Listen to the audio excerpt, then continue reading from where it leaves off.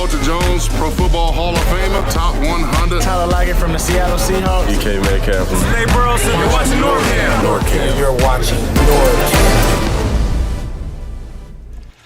Hey, what's up, everybody? This is NorbCam coming at you for our weekly Wednesday NorbCam Roundtable. I'm very excited to get into our topics of discussion today.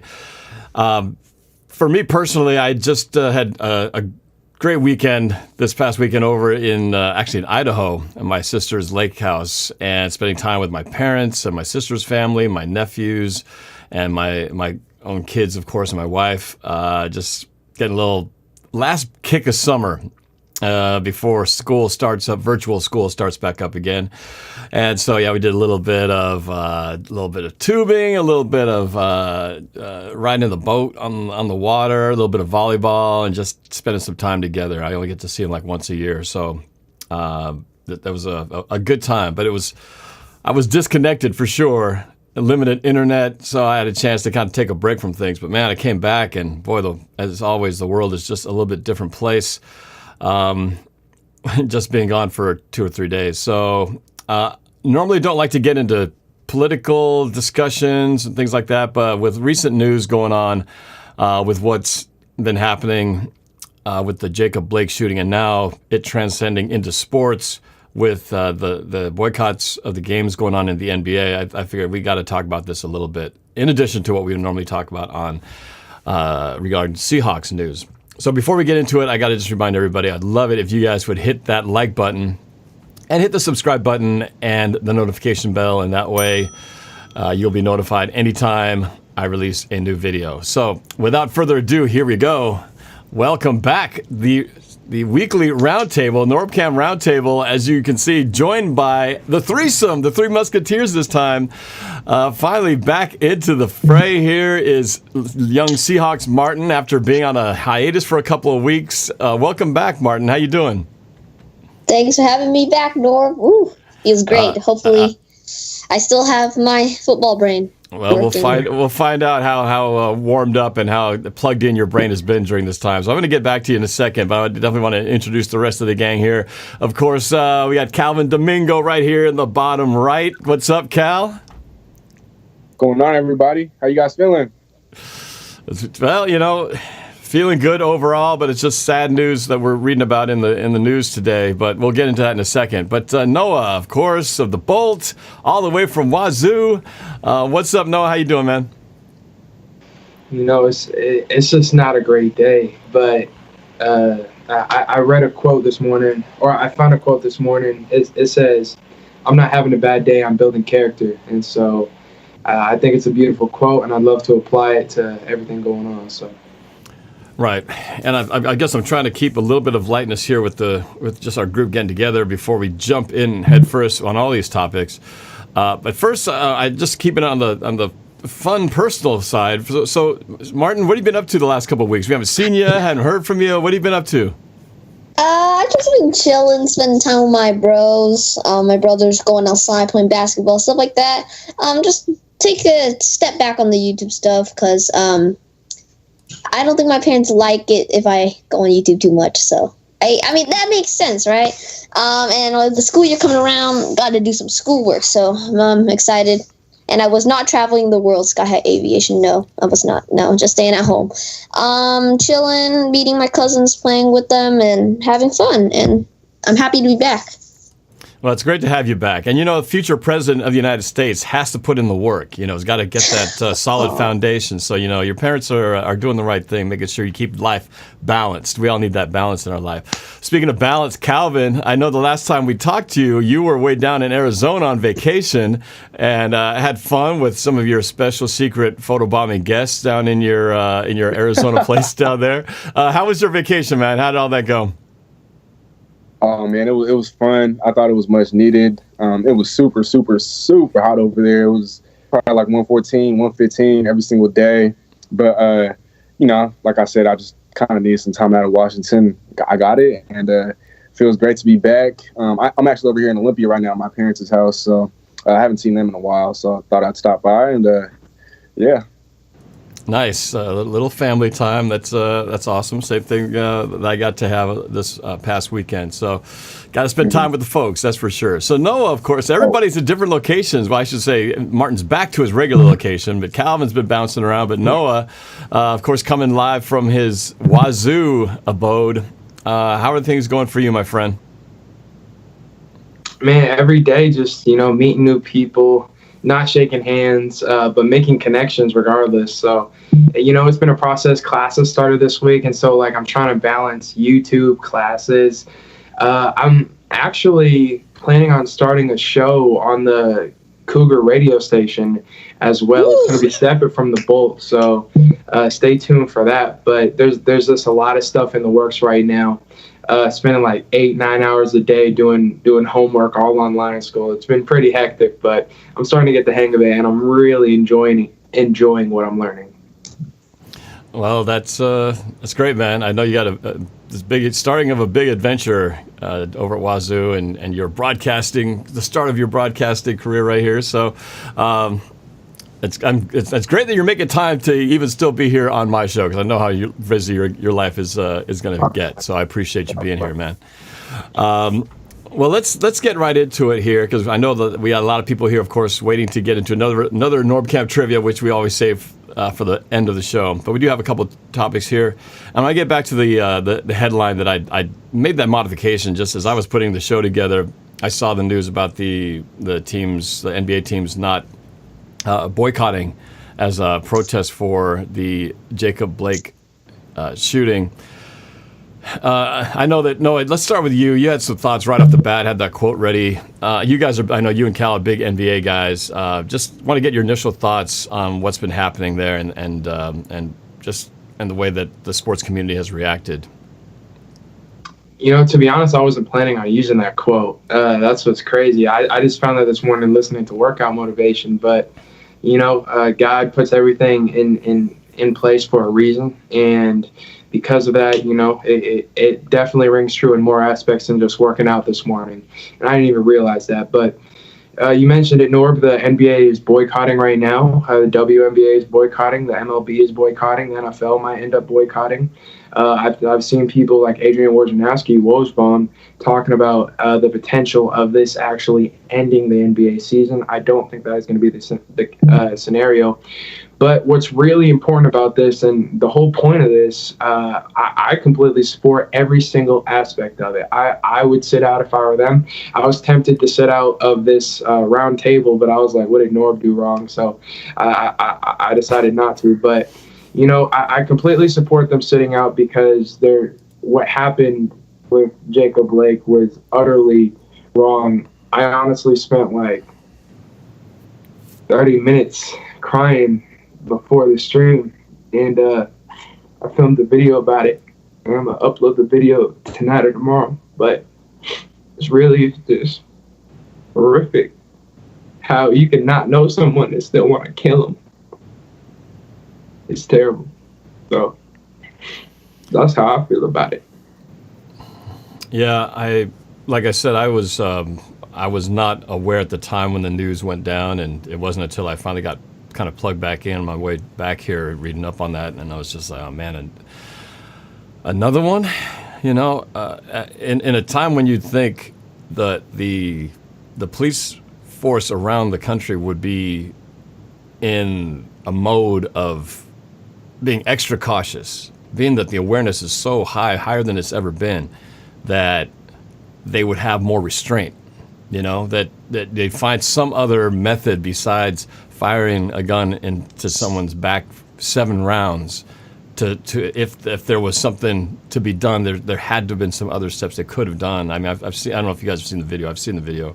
It's disturbing to watch, but I don't understand it. And we don't know, obviously, the whole story, what was happening before he got up to go into his car. But from what I saw, they had plenty of opportunities to do something that didn't require what they ended up doing. And then here we are today with another victim of another crime that just, it's unbelievable that it's still continuing to happen. Calvin, what are your thoughts?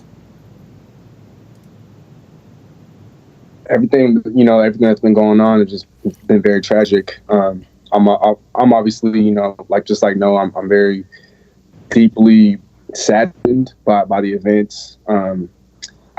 I can't believe it's like it's never ending. This has been going on forever now. When will it stop?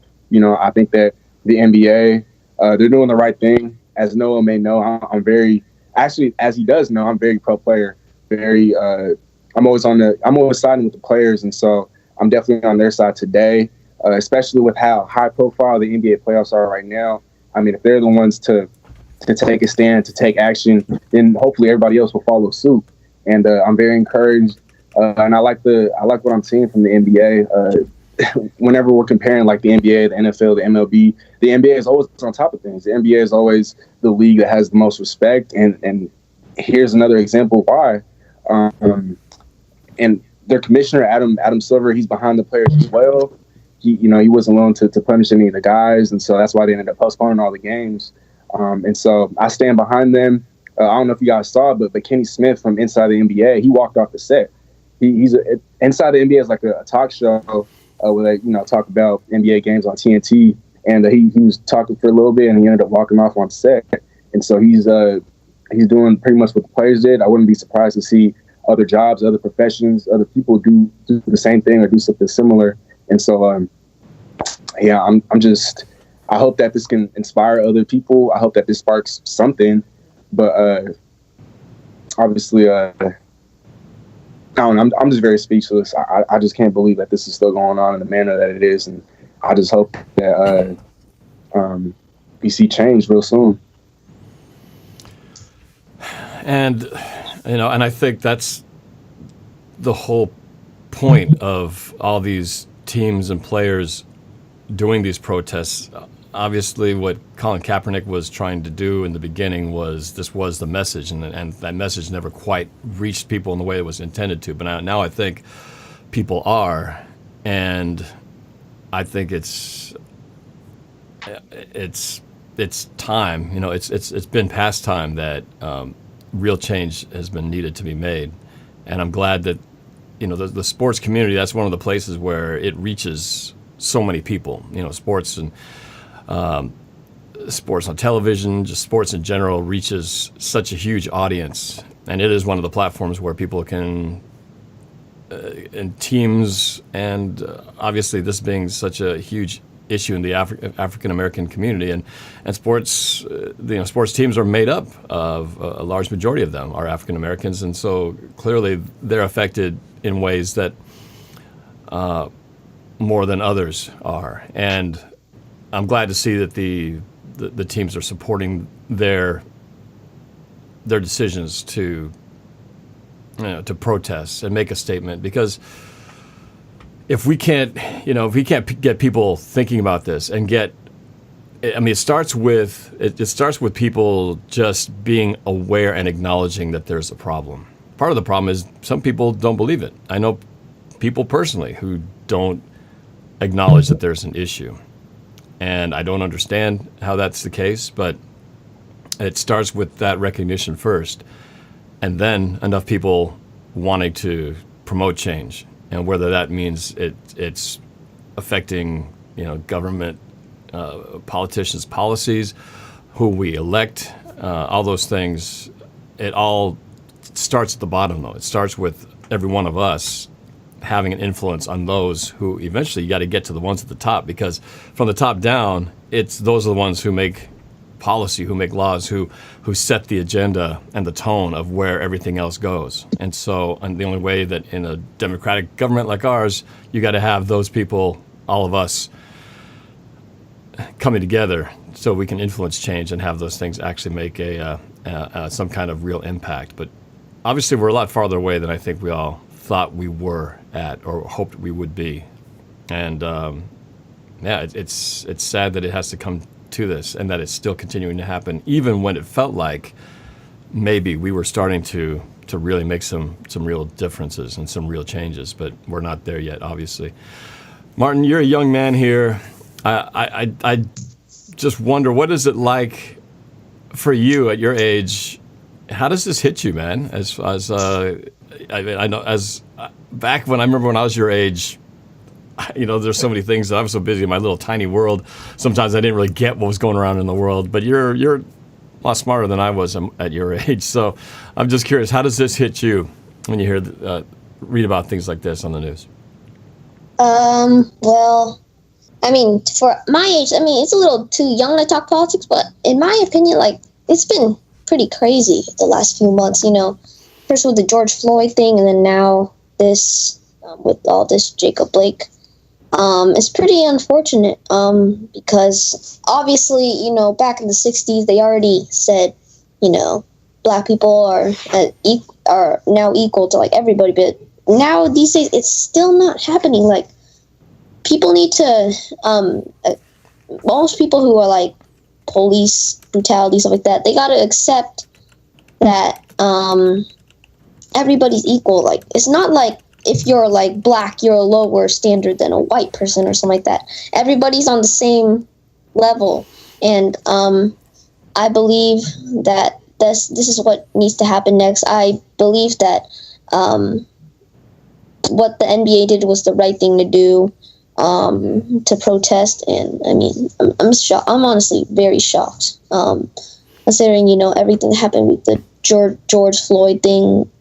You'd think that this wouldn't happen anymore. Then now this just happens. It's pretty crazy. So, I mean, shocking. Yeah. A lot of people chiming in on the chat. Michael Mullins, no matter what people do, most police that are doing wrong things probably won't change. It's just how it is. Well, having the mindset that things have to change is that's where change starts. There are corrupt, evil officers out there. Just like I think in every part of society, you're going to have those that are good and those who are bad. And what we have to try to do is figure out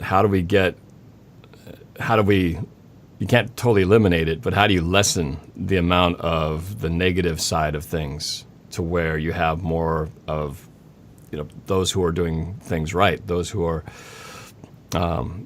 representing, the positive part of society, and how do you limit and filter out the negative side, right? Because it doesn't matter what position it is, whether it be, doctors, athletes, politicians, police officers. I mean, all those people end up in those positions, whether they're chosen, whether they earn their spot, whether somebody helps promote them to get there.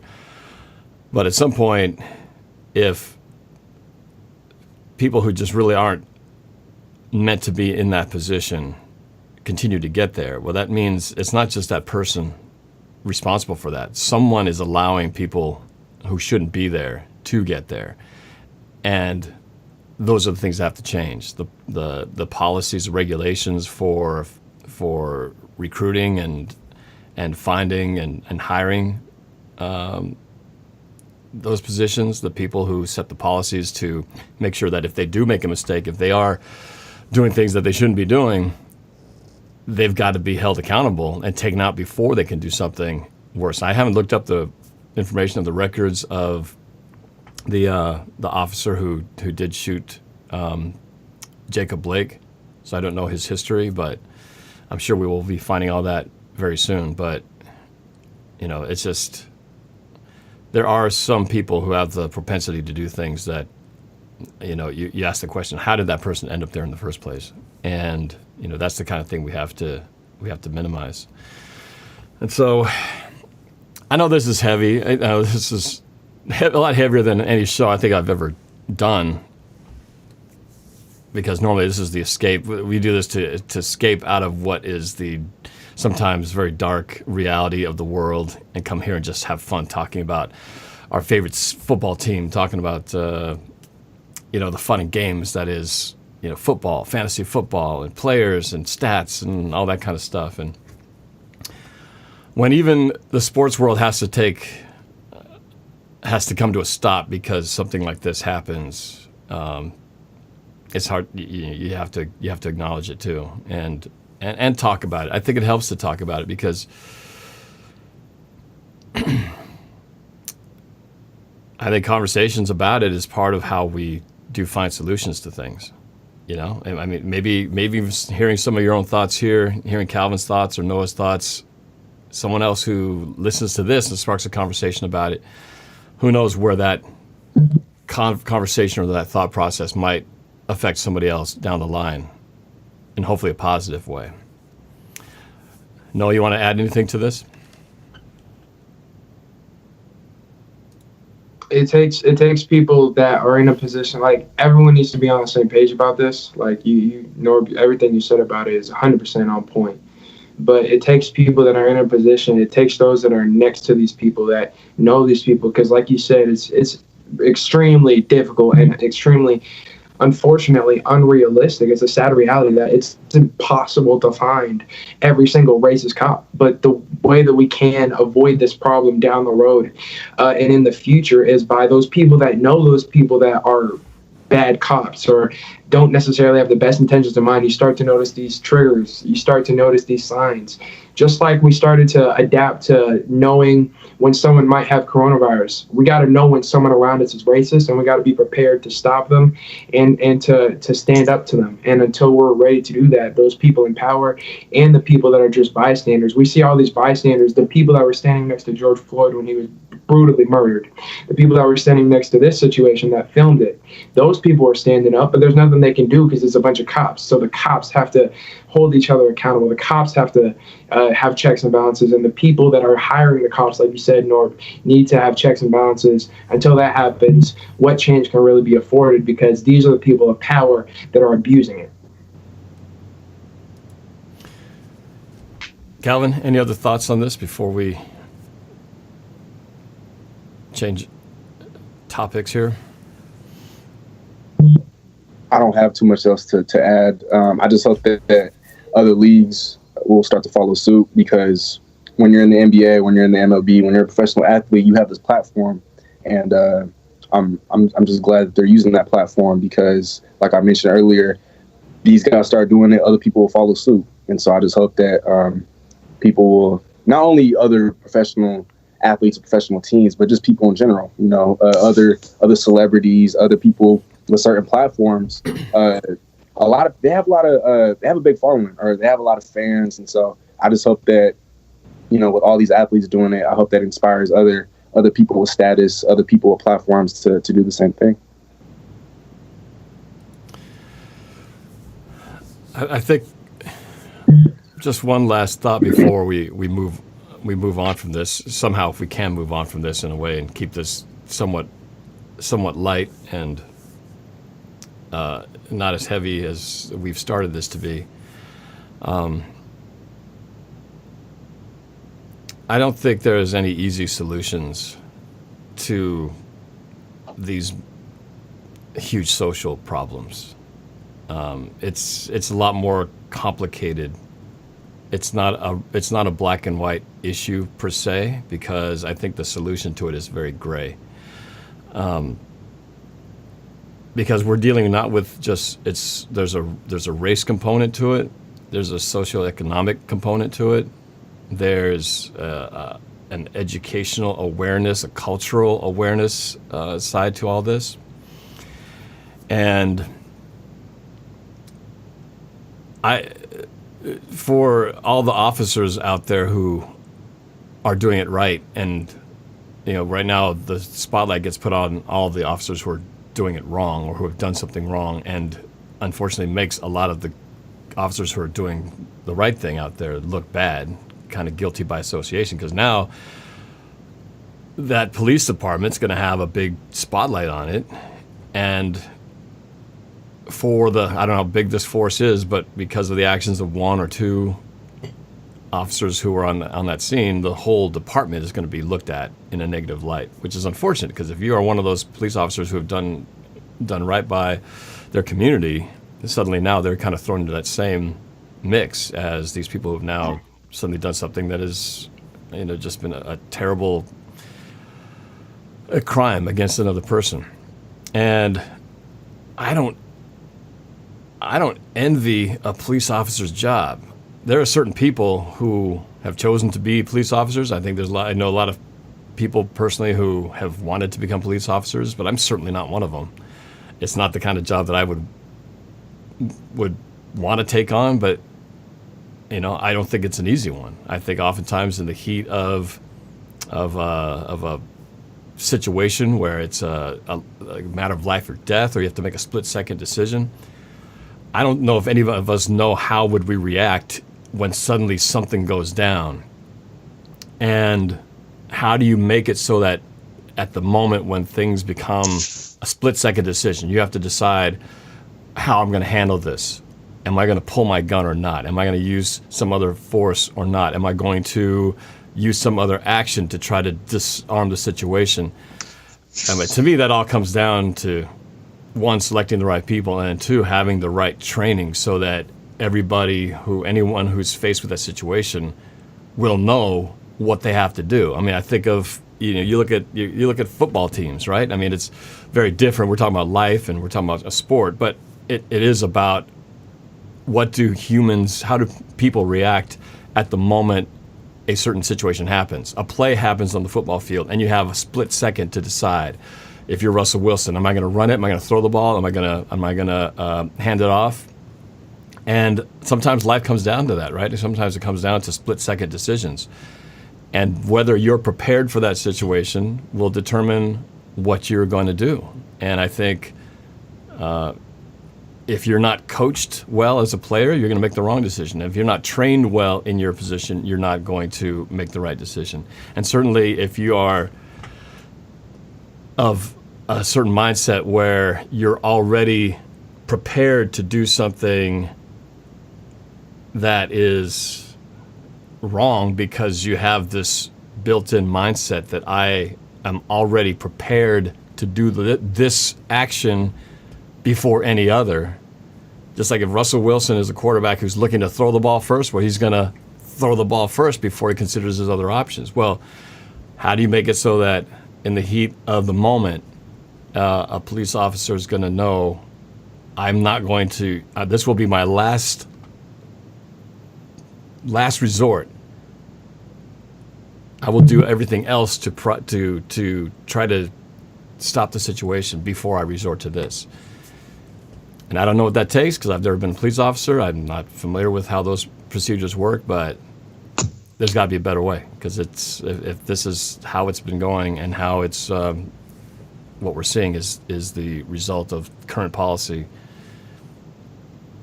It's not good. Something's got to change. Something's got to change, and it's unfortunate that race is part of that equation. And how different would it be if it was a Filipino person on the receiving end of that? I'm sure it would affect me in a very different way. If there was a trend that someone who I am the same ethnic background, suddenly maybe I would start living differently if at some point a cop pulls me over for whatever it is. It affects your entire mindset, your entire feeling, your entire existence of how you look at an entire group of people whose job is to protect and serve. And if you have to live in fear because you're afraid that group that's to protect and serve has a biased view towards you, where they're prepared to take more lethal action just because of the color of your skin, it's not a world that we can continue living in. So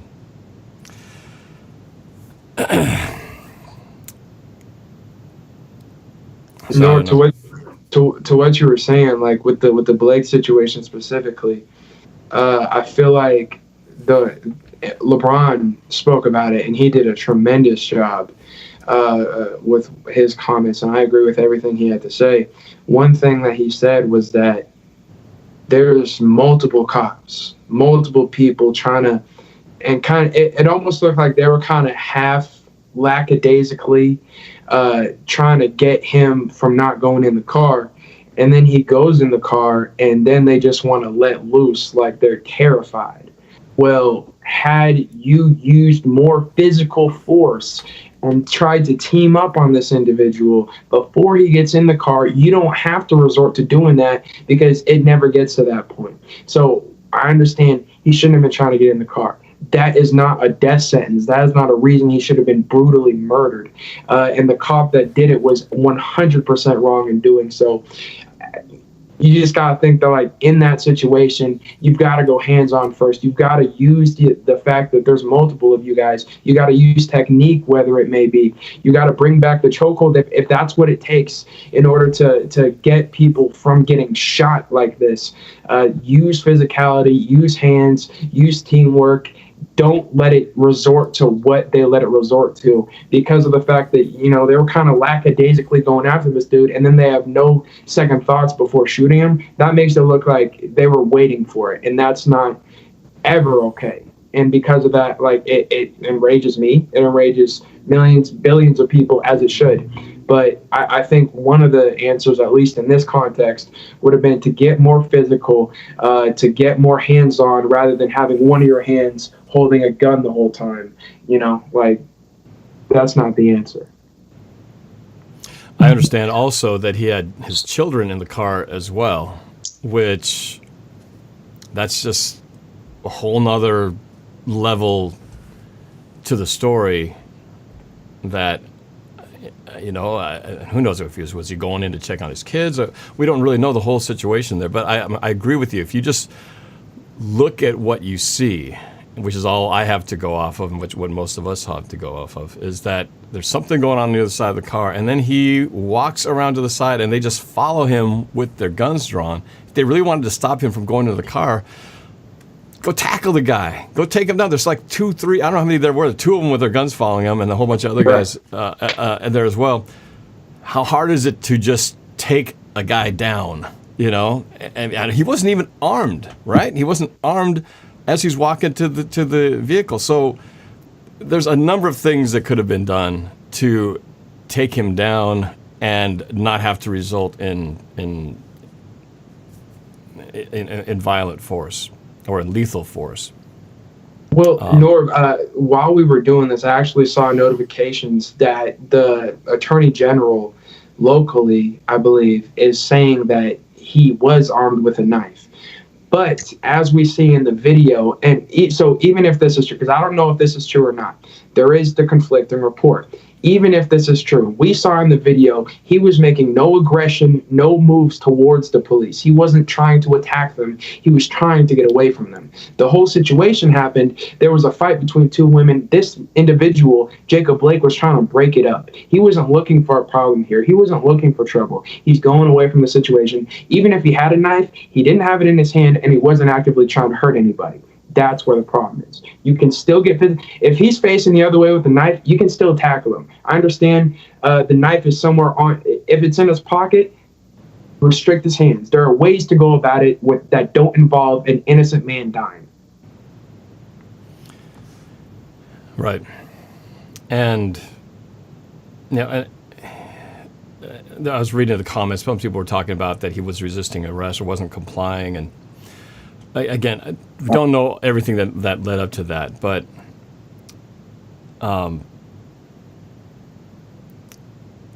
yeah, I know for me, and the few times I have been pulled over a few times, one too many times in the last 2 years, somewhat recently, but for me, I mean, as soon as I see a police officer, you know, I do everything that I'm gonna do to not do anything suspicious. You know, I'm just gonna sit there. You ask for something, I'm gonna, you know, provide that. I'm not making any weird sudden gestures. I'm not getting out of the car unless you ask me to. I mean, there's certain aspects, obviously, when it comes to minimizing the potential of a confrontation with the police.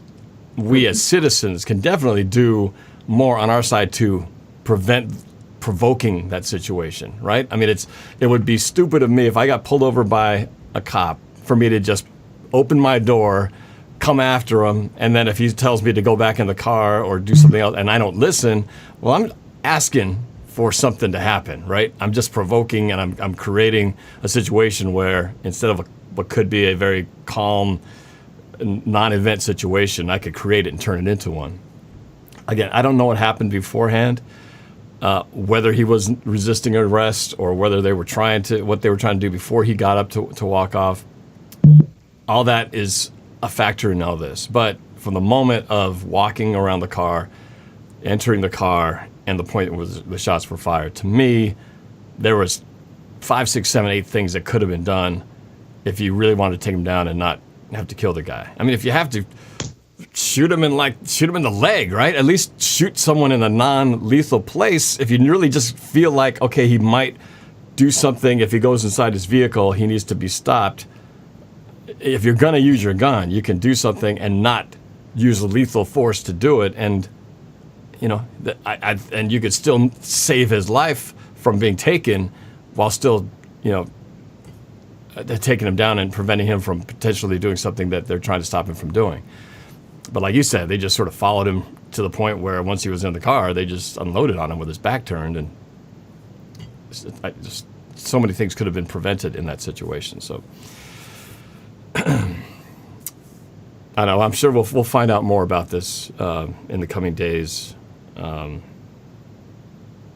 we'll see what the reaction is around the world from this is just the beginning of another. Who knows what this is all going to lead to? But everybody's affected. Sports community's affected. We're going to see protests. We're going to see. It's going to get uglier before it gets riots. It's going to get uglier before it gets better in a situation where it's already a volatile world that we live in, and COVID and all that stuff. So I don't know. Hopefully, I don't know where things start to turn. I don't know if it's just the year 2020 and we just kind of get out of this year, and 2021 will bring positive change, positive news. So many things will be changing by the time the end of this year comes around, starting obviously with the election in November. And who knows what the world's going to look like in a couple of months after that. But it's unfortunate that we have to talk about this. It's unfortunate that we have to live with this. And if you're an African American, having to live with this and the fear of what this might mean, to you as you try to just live your life. I know that you can't just ignore it and pretend like it didn't happen, because it's such a huge part of, like I said, culturally, the impact of those things. So, well, I want to try to transition out of this somehow to something football related. Let's talk a little bit about this. And this isn't exactly even a better story. It's also sad in itself, but the Earl Thomas situation, again, it's been apparently a story that's been building for a while. For those of you who haven't been following this, Earl Thomas was cut from the Baltimore Ravens after apparently it's been several incidences leading up to what finally became an altercation on the field between Thomas and a teammate.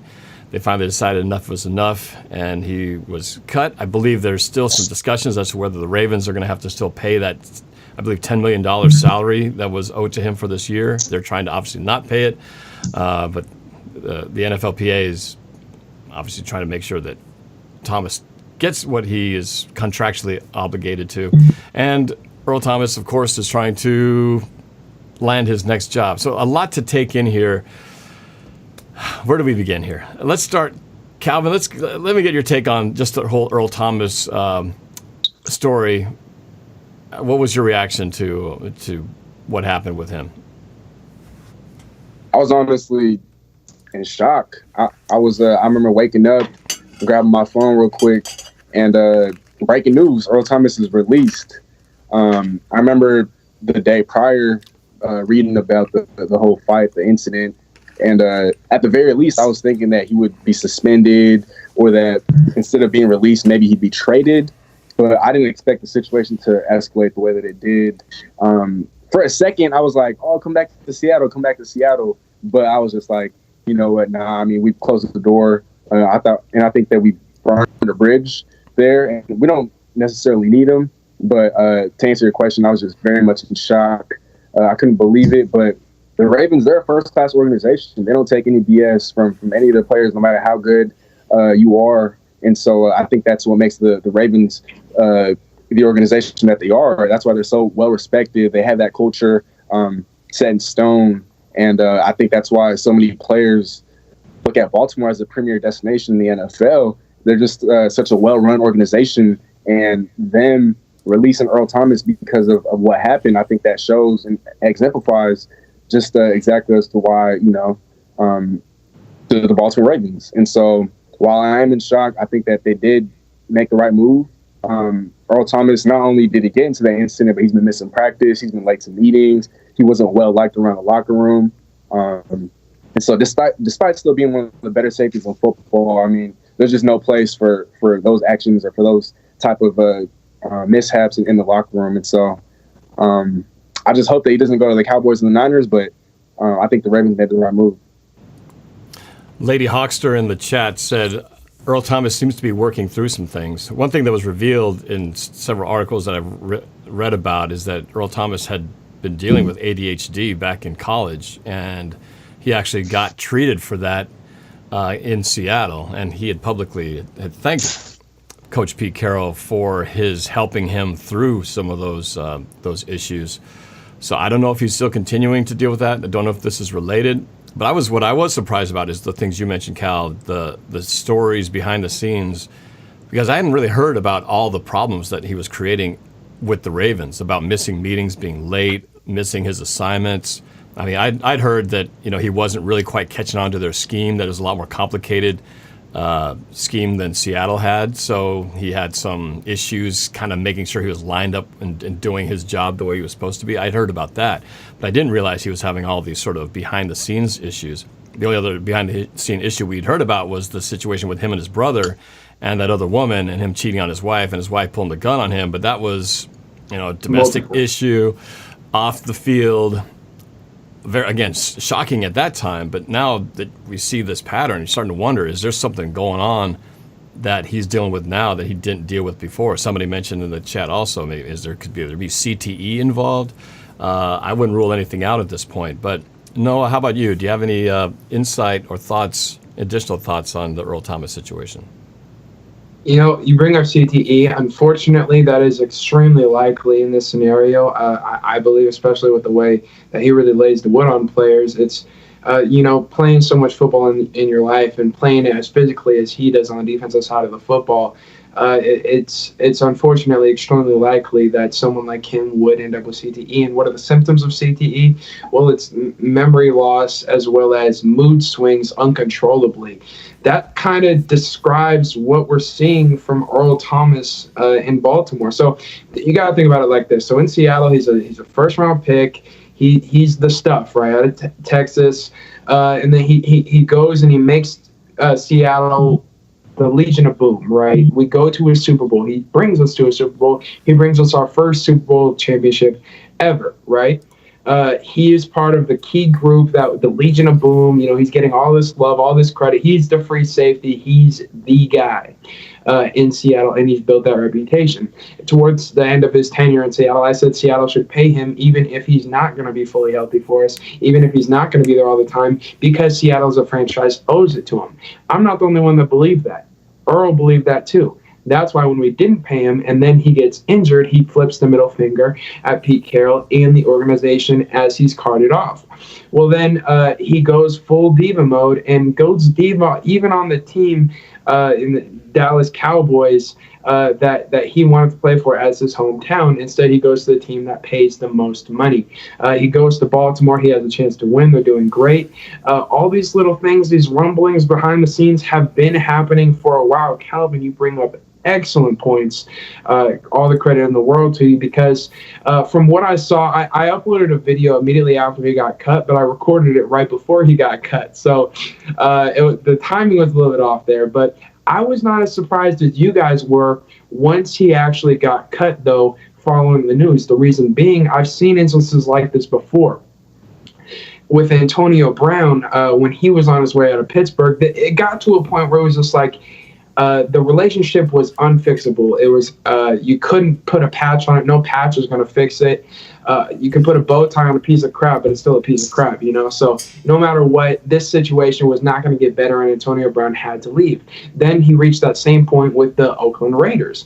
Well, it felt like with the way that the Baltimore Ravens were handling the situation, and I talked about it in my video, back in my high school day, when two guys on the team had an argument, had a beef, the coach would put us in the Oklahoma drill where you guys pretty much go head-to-head. It's mano y mano, and once you guys do that, the beef is solved. There's also, I watch a YouTube fight channel called Street Beefs, where people fly in from across the nation and the whole point of it is to end gang violence by having two guys that are gonna end up shooting each other on the streets just fight it out in a ring and then cut the beef. It's over with. Well, that's the kind of healthy way that you can fix one of these problems. Whereas the Baltimore Ravens didn't want him, they sent him home from practice and didn't want him back at the facility. They didn't even tell us all. We still don't know everything that was going on behind the scenes. Well, yes, he was late to meetings. He was messing up assignments, all that stuff. He came in with that persona, that diva mentality, that I'm the guy, we're supposed to win. Kind of the same mentality that the Baltimore Ravens had in the divisional playoffs against the Tennessee Titans. Like, we are the best team. We're supposed to be. We're the front runners. And then as soon as they got punched in the mouth, it didn't work out well. Well, Earl Thomas right now got punched in the mouth. He got in a situation where he lost his temper. I think this was, it was the straw that broke the camel's back. They were clearly very upset with Earl Thomas, not based on what they were saying, but based on their actions, and that's what I judged it upon. So when this whole thing happened, I wasn't completely surprised, based on the fact that he was sent home and they were thinking about what to do, and there were reports like they were trying to figure out how to essentially say what Earl did was malicious towards the team, and because of that, that's how they're trying to get out of paying the man. That is not something that you do to a guy that you want to keep on your franchise. I felt like it was irreparably broken, and that's exactly what the situation is with their relationship. So it wasn't a complete shock to me, but there is a lot of stuff that we're going to find out here down the line, like when Cliff Averill goes on national TV and talks about how after the play on the goal line in Super Bowl 49, Pete Carroll lost the locker room. There's going to be stuff down the line that breaks down exactly what happened with Earl Thomas on his way out. And unfortunately, if it is CTE, keep him in your prayers, guys, because this might not be the end of it. And if you look at the pattern, it certainly does indicate that could be a possible cause of it, because you look at the years that he was with Seattle, from 2010 all the way pretty much to 2000. Really not to the end when Earl Thomas had his locker room thing where he told the Cowboys to come get him, and then flipping off Coach Carroll when he was finally carted off that final time in a Seahawks uniform. We had never heard anything out of Earl Thomas. He was like the quiet guy who just did his job. Maybe it's because Richard Sherman was doing all the talking for everybody, but you didn't hear anything out of him, right? He had a squeaky clean record. He just was the quiet free safety back there.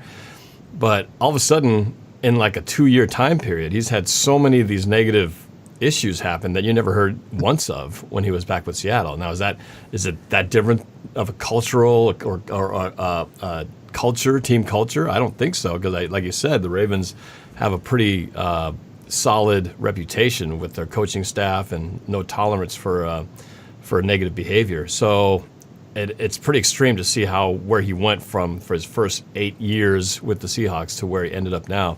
But Seahawks Martin, I noticed you put something in the chat there saying that Earl Thomas potentially a drinking problem. Where did you hear that? Yeah, actually, my mom told me, and so I looked it up. I was confused because oh my gosh, camera fell. Yikes! My bad. My bad, guys. My bad. Yeah, that Earl Thomas story really got to you. Really shook you up there. You were saying? My mom actually told me this, and so I looked it up, and it did mention something about drinking and how like he got into like this giant thing with his wife, but it didn't like show an entire story about his drinking. But just like had this tiny sentence in there. That's kind of shocking. And then also, if he does have CTE, we just all hope he doesn't end up like Antonio Brown, hopefully. And this was pretty crazy. So at first I heard the news, I'm like, oh man, like what's going on, Earl? First, the whole thing with his wife, and then now this, like I'm just like, dang, that's crazy. And then when he gets released, I'm like, well, I mean, I guess I'm not surprised considering all that big fight with Chuck Clark he had. But the thing that confused me, like you pointed out, Norb, like Richard Sherman doing all the talking while we were on the. But for some reason, when he was with the Seahawks during his first few years, up to like 2016, something like that, he was a quiet guy, very chill, very like everybody loved him. Then for some reason, I feel like ever since Sherman and Cam left, I have a feeling like somehow maybe Cam and Sherm kind of like ground him, like kept him on his ground instead of like blowing up on everyone. So I feel like I probably might be wrong, but I feel like Cam and Sherm kind of had like an example on him, kind of. They had his respect. Respect. But now that he was on his own, I don't know. Like he had this crazy stuff going on after post Seahawks career. Post Seahawks. I honestly feel super bad for him. He's a great player, so it's a shame that he had to get released. But I mean, if you get into a fight with a team like that, there's a reason why you had to go. So I mean, I feel like the Ravens did make the right decision because you don't want someone like that kind of separating your locker room apart. So. Yeah. Well, and obviously it was definitely the straw that broke the camel's back, because we've heard of players getting into skirmishes, getting into fights, but they don't kick $10 million salary guys off their team for a little in-practice skirmish. Obviously, this was a much bigger thing, and like you said, the question is this something that is just an attitude issue, or is he really dealing with something that's something beyond his control that maybe he needs more help on? Like you said, Noah, hopefully it's not something like CTE where he does not have control over it. If that's the case, then he needs to get help before it does get worse. And now the question is, of course, the talk is, as soon as he was cut from the Ravens, is where will he end up next? A lot of speculation is that he's going to go to the Cowboys because the Cowboys could use a guy like him. He wanted to go there. He asked to be picked up by them. He grew up in Texas. I mean, there's a lot of logical reasons for him to end up there. But I don't know. What do you guys think? Noah, what are your thoughts on where is a potential landing place for Earl Thomas? This could potentially end up so bad for Seattle. I'm going to take these things of the guy that doesn't want this to happen at all. So I'm going to give full amount of credit, credence, if you will, to the reports that he might go to Dallas, that he also might go to San Fran. Going to San Fran would put him with Richard Sherman once again and kind of essentially help him continue his raising of the middle finger to Seattle. So, and going to Dallas also would kind of have some of the same impact. They're on our schedule this year and potentially meeting them in the playoffs. I think Dallas is going to be a really good team. Obviously, San Fran is going to be a really good team. So I'm going to say San Fran or Dallas. I'm leaning towards Dallas is where he ends up. I don't want to see it happen at all. But until he signs somewhere else, I'm not going to get my hopes up that he's not going to one of those franchises. I see people in the chat saying that the 49ers are not interested in picking up Earl Thomas. I don't know how much of that is true, as we all know, until the action is actually taken. What people say doesn't necessarily hold water. Calvin, what do you think? What's your thoughts on Earl Thomas? Do you think that he could go to one of these NFC rival teams that we're going to face this year? Unfortunately, Noah's right. I think that there's a very high chance that he ends up with one of those teams. I think Dallas is more likely. I'm with Noah as well. I think San Fran, I'm not really sure if they're, I guess, a very logical landing spot just because of the cap space situation. They only have about $8 million in cap space, and so it's going to take a whole lot of cap crunching and a whole lot of salary cap gymnastics to make that work. And they already have 2 solid safeties and Jimmy Ward, Jaquiski Tart. So I think that Earl Thomas will be more of a luxury than a necessity. Whereas in Dallas's case, Earl Thomas would be a necessity. He's not just a luxury. And they did open up more cap space. I think they restructured left tackle Tyron Smith's contract. They were able to restructure Tyron Crawford's contract. They had Dak Prescott sign his franchise tag, his tender. And so they now have the cap space to sign Earl Thomas. But I think that I have 3 other teams in mind. My one dark horse is Cleveland, especially after Grant Delpit tore his Achilles. I think that Cleveland is a potential dark horse destination. I don't know how likely it is, but if I was a GM or if I was Cleveland's GM, Andrew Berry, I'm looking at Earl Thomas. I think that he'd help to establish something over there in Cleveland. They need veterans over there. They have a whole bunch of young guys on defense. But my 2 teams that I'd like to see Earl Thomas, or that I think Earl Thomas could also end up on besides San Fran and Dallas, I think are Philadelphia and Houston. They both have needs in the secondary, especially Houston after the disastrous offseason that they had. They have the cap space. If Dallas doesn't sign Earl Thomas still has a chance to stay in his home state of Texas by signing with the Houston Texans. Right now, their safety depth chart consists of Justin Reed, who showed a lot of promise in his rookie season last year. But on the opposite end, they have, Jalen Watkins, who I've never heard of.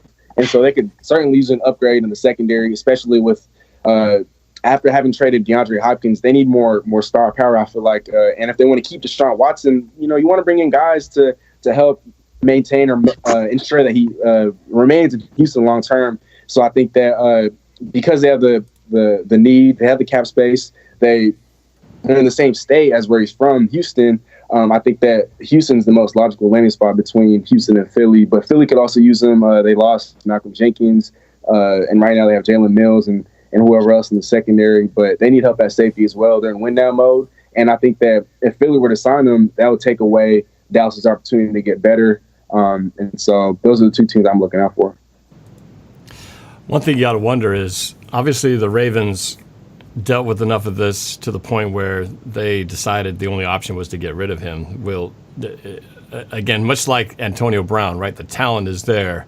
The question is how much of his negative behavior and attitude outweigh the value of what he brings on the field. Will Earl Thomas's negativity on what he's shown to this point be enough to potentially sway a team from going, well, he's good, but he's not that good. We don't want to deal with the mess that he brings. That's yet to be seen.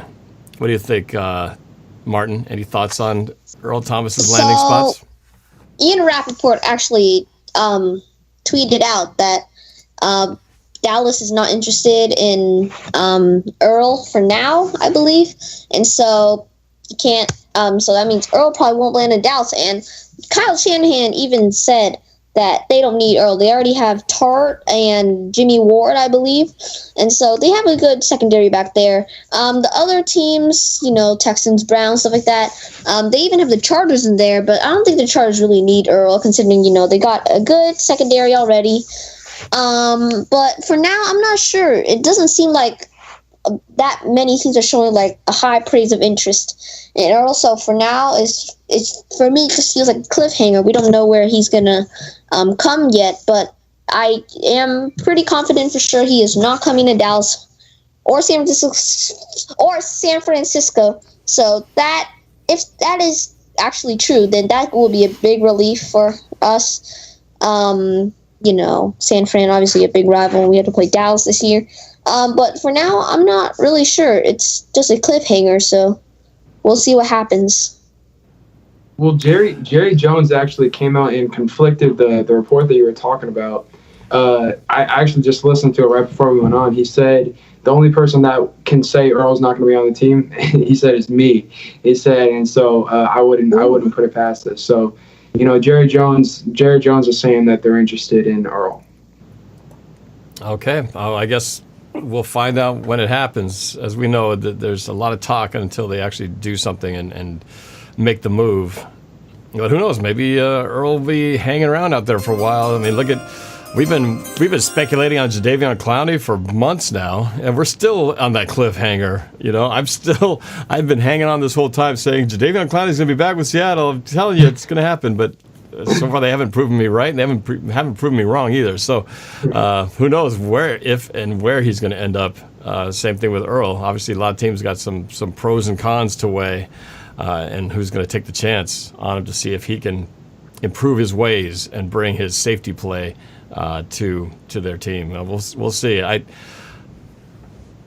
hope it's not either Dallas or the 49ers, but I know at the same time, if he brings his troubles with him, who knows? Maybe that will implode the team on the inside in a way that the very reason that the Ravens got rid of him. We'll see. Everybody thinks that they can fix things up. Everyone can think, well, he was bad over there, but he'll be here and he'll be just fine because he'll be happy here. We'll find out. Again, it depends on what really is going on in Earl Thomas's mind and what's causing him to do these things. All right, let's switch gears here. We've been talking on a lot of heavy stuff, guys who aren't even on our team, for crying out loud. I want to talk about a guy who is on our team and a guy who does nothing but positive things. Let's switch this around here. I want to talk a little bit about Russell Wilson. Obviously, we've been singing his praises, being the number 2 voted player in the NFL by his peers. No doubt that I think we all have high expectations, but how realistic are these expectations for Russell Wilson in 2020? I want to kind of just get a sense from you guys. How much better can he be, and how much better do you think he'll be? I mean, just as a quick note of comparison from the season he had last year, 66.1 percentage, completion percentage, 4,110 yards, 31 touchdowns to 5 interceptions. Let's see. QBR, or a quarterback rating of 106.3.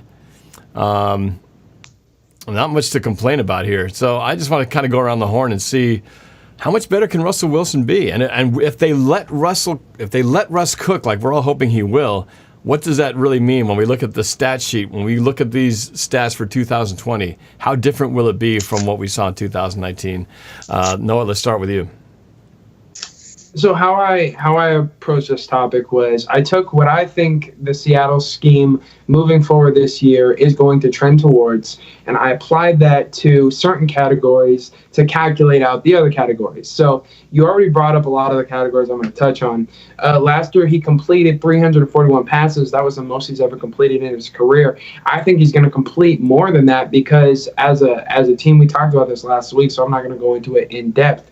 But essentially, Russell Wilson is asking for us to change our system, asking for us to slowly adapt or to quickly adapt to our strengths and let Russ cook like you're talking about. And to start off the game sometimes upper pace, high tempo. So because of that, I say Russell Wilson has 2 more pass attempts per game, going faster, as well as leaning a little bit more on Russell Wilson. So, but also you got to calculate the fact that we're not going to be trailing as much because we're going to be ahead. So it also kind of evens out there in that aspect. So based on that, I say last year he had 516 attempts, which was 3rd in his career. This year I say is 548, which with that, I think 363 completions, which is going to be the most in his career.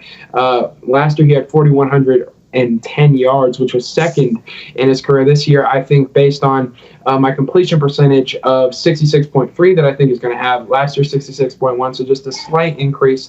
He grows older, he keeps improving. Last year, that was 2nd in his career. This year, I say 66.3, which would now be 2nd in his career. His high year was a couple years back when he had that 68 banger, which was phenomenal.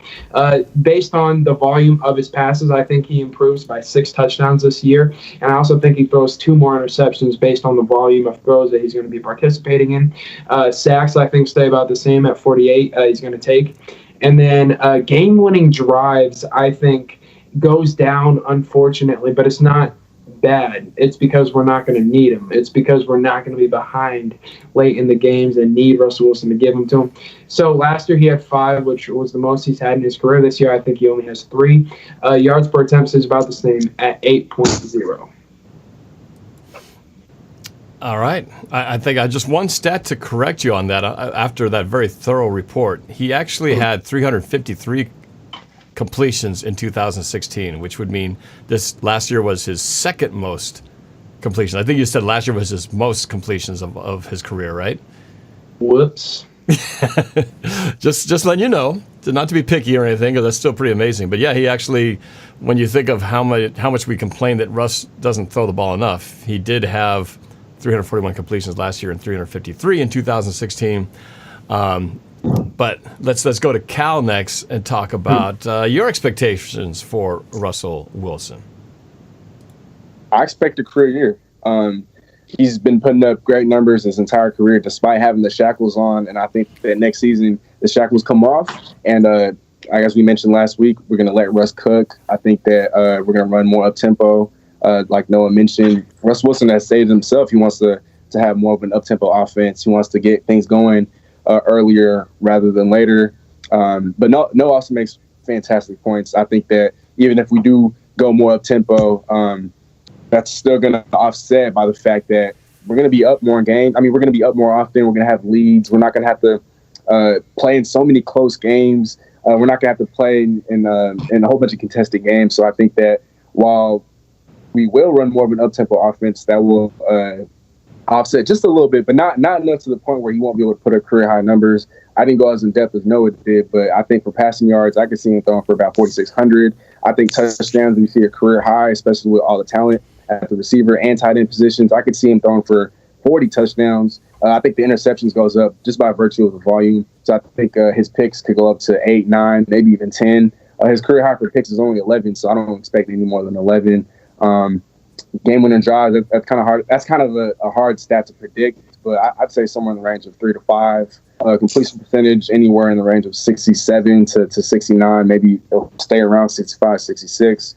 But I think that we've yet to see the best Russell Wilson in terms of statistical output, and I think that next season we see that. All right, I like it. How about you, Martin? What's your optimistic view on Russell's 2020 year? Now, I really am pretty sure that his stats will going to raise. Hopefully his touchdowns will raise, set the bar really high, 35 plus maybe. And then, of course, a better, an even better deep ball, even better short pass, mid-range, stuff like that. You got to let Russ cook. But at the same time, you got to realize, our run game's been pretty darn good, too. Like, no hate on Russell or anything, but our run game is pretty good, Chris Carson, back-to-back 1,000-yard seasons. So this is where I'm kind of like, trying to... I'm in the middle of both sides. Like, I like our run game so far, but letting Russ cook will give us an even better chance of winning. He's carrying our team the whole way. We wouldn't even be in the playoffs without him. So I believe that letting Russ cook could be the right thing to do, but at the same time, it's getting a little risky. Running the ball seems a little more, what do you call it again? A more like safe kind of way to do it, because throwing the ball, you could get a lot of picks with it. That could be a bad factor into letting Russ cook.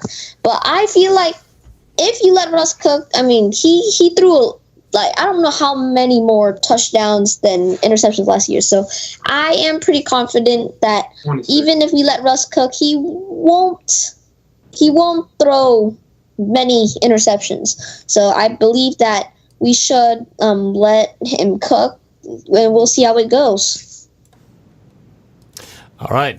I think we all want to see Russ cook, and I've said it before. I'd rather see Russell Wilson.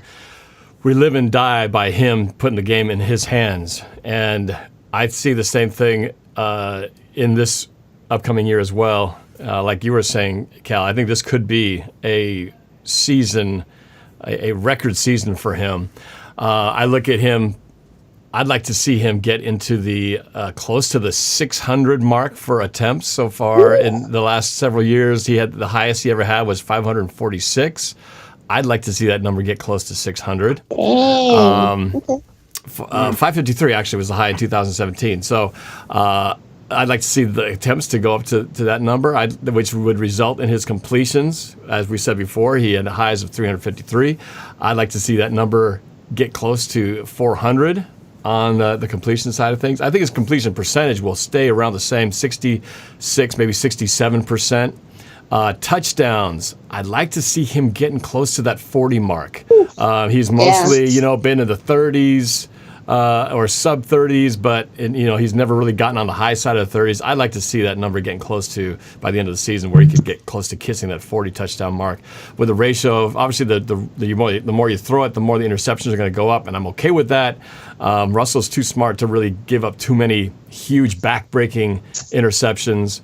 But I see that number going up a little bit to maybe double digits, maybe 10. But if we're hitting those other numbers, that kind of is going to go with the territory. So I'd like to see it stay below 10. But if he's throwing the ball 400 times or completing 400 balls at 600 attempts, and he can still keep it at 10 interceptions with 40 touchdowns, I'm okay with that. Yardage-wise, I'd like to see him get close to 4,500 yards in the air, and I'd like to see his rushing yardage go up more. I want to see him keep the ball a little bit more. There's so many times when I think we all felt like Russell could do more, and I think he's been saving himself wisely, because I don't want him to start turning back into Lamar Jackson taking unnecessary punishment. But there's some times when there's some wide open spaces where if he just kept that ball, the whole defense just sucked in on the run, and if he just kept it, he'd be going for at least 10, 15 yards. Usually he saves it for like the very last 10 minutes of the game and puts it on when it has to happen. But again, as we've said, why wait to the end? Let's get this offense rolling in the beginning of the game, get a lead so that we get that 10-point plus lead at the half, which almost cements our victory if we can do that by halftime. So let's put more of our, let's not save it. Let's burn some of that fuel in the beginning and get the defenses on their heels and give ourselves a lead. Then you give the ball to Chris Carson, let him churn up some yardage. On the latter half of the game, when the defense is tired, we've got the lead, and then we just chew up the clock. That's the formula I want to see in 2020. So that's my take on it. The ever optimist, Russell loving guy that I am. I would love to see that happen in 2020. But he's definitely got the weapons to do it. And like I said before, the tight ends, I think, are going to make a heap of difference in both the rush game and the passing game. And I think those guys are going to be big recipients of those passes. Not to mention the additions that we got in the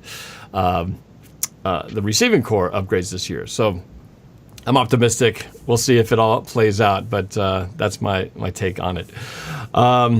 Real quick, going off to our next topic, because the trivia is right around the corner. We're going to get to that in just 5 minutes. I just want to say real quick announcement. I'm sure, Noah, you've already been talking about it on your channel, but the Boelt Fantasy League drafts are happening. The fan draft this Saturday, right, on your show, and then following that, our own Boelt League the following Saturday.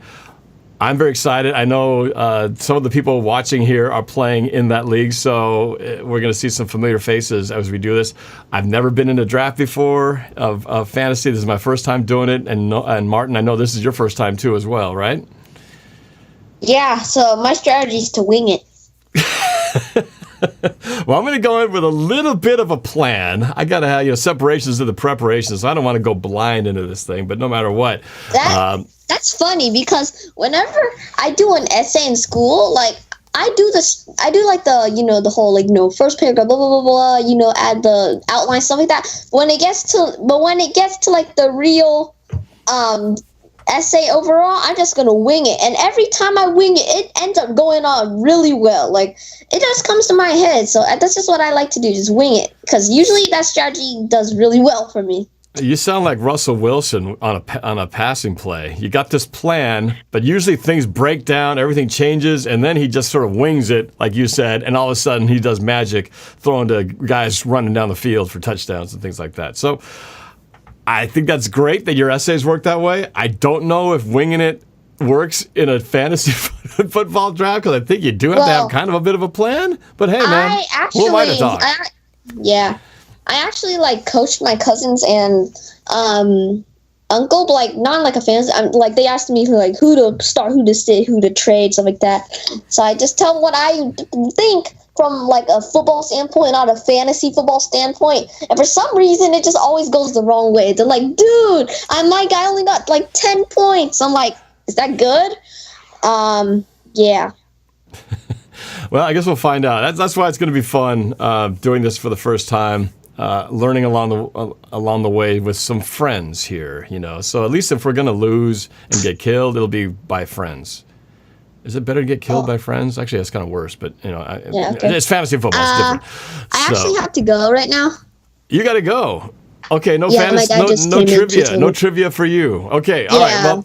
Well, Martin, it was great to have you back. Sorry you can't join us for the trivia, but thanks for being on here, man. Okay, thanks for having me, Norb. All right, we will see you at the draft event. All right, Martin, we will see Take you care, later. LaBow. For See you everybody guys. else, it's trivia time. So let's get out your Kahoot app, your Kahoot.com, and let's get this party going. Here we go. Starting up in a second. Let me pull up the screen for you. Again, if you have Kahoot, the Kahoot app, I'm going to have to change the scoreboard here since there is no Martin. Actually, I'll just leave it. He just won't be here. All right, so we are about to roll this thing. They pull up the screen, and here is the number. Stand by. Starting right now, the number is 565843. 565843 is the trivia code, the PIN number. So jump in, 565843. We've got Esquabian, Go Hawks. 565843, Mahir Kumar, Titan CJ, DZ, Lamar for Days, Sky High Aviation, Nick LaBow, Mystics. Again, the number is 565843. Remember, the time is in there. Game Champion 1, Japanese Beast. We got 17 players. We're going to try to get close to 50 if we have you out there. Kittle's Contract, the Zekinator, Evan, Hi NorbCam, Lamar Jackson.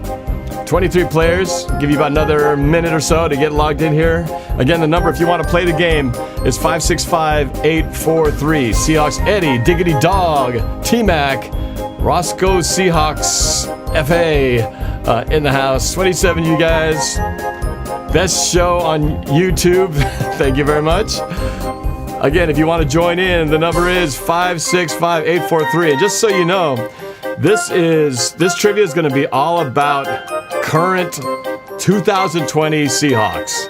It's all about what's going on right now. So if you've been staying up on current events, you're going to do well. Some may regard this one of the easiest trivia contests I may have put together. We'll find out soon enough. Legion of Boom, AGA, Juice with a C in the house. Danger Hawks, 31 players, 20 seconds. Let's count this thing down. Again, if you want to join in, 565843. Ace Pulls in the house, 565843. 15 seconds. If you want to join, again, just enter that number, 565843, to be part of the trivia. 10 seconds. How are you, Norb? Dangerous. RNS21. 35 of you in here. This is close enough. Ragged Sea Hags. We're going to count this down in 10, 9, T-Mac 59, 8, 7, 6, 5, 4, 3, 2, 1. Muhammad Zaid in the house. And that is it. We'll call it in for the 38 players who are here. Let's go. Trivia starts right now. Question number 1. What magazine did Russell Wilson recently appear on the cover of? Sports Illustrated, People, Time, or ESPN the magazine? What magazine did Russell Wilson recently appear on the cover of? Sports Illustrated, People, Time, or ESPN the magazine? Again, Sports Illustrated, People, Time, or ESPN magazine? Look at that. Overwhelming. 21 of you guys on YouTube got this one correct. Sports Illustrated, yes. Russell Wilson appeared on the cover of. I haven't read the article yet, but I'm looking forward to reading it. Let's go to the boys on the panel. No Martin here, but we'll start with you, Noah, to my left. Noah? I am a little bit disappointed. I actually got this one wrong. What? Because I was thinking, here's my train of thought, right? So I thought he was on the cover of GQ. And when that wasn't one of the options, I was like, a little bit fishy. So I was like, Sports Illustrated, I mean, he's been on there a million times. That answer felt too easy. So I was like, let's go with Time. Maybe I was wrong about GQ. Maybe it was like something that wasn't like necessarily football. So I just said Time. But I was very wrong. Okay, I thought that was a softball toss. That's been all over my news feed and all over stuff. Well, let's see. Just Calvin. Did you know this one? Yes, sir, I did. I mean, just like you know, it's been all over my feed. And just like you, I'm also looking to get a copy myself. I'm not sure if you're familiar with the rapper Gunna, but he had an album come out recently, and they're both kind of doing the same thing in the front of the cover. And so that's another thing that kind of helped me to remember. But yeah, it's been all over the place for me. So. All right. Okay. Well, that puts Calvin with an early 1-0 lead. Let's go to the YouTube scoreboard and see where things shake out of the gates. All right, Nick LaBow in first place with Cameron Hughes right on his tail. DuBois OD12s in third. Juice in fourth and Japanese Beast in fifth. All right, let's go to the next question. Number 2. Which Seahawks player was injured during the first mock game? Is it Darrell Taylor, Rasheem Green, Jerron Reed, or Brandon Jackson? Which Seahawks player was injured in the first mock game? Darrell Taylor, Rasheem Green, Jerron Reed, or Brandon Jackson? Time is up. All right, again, YouTube, taking the course as I expected. 18 of you guys got this one correct. It was Brandon Jackson who suffered a head injury in that mock game over the weekend. Let's go to the panel. Noah, are you on the board?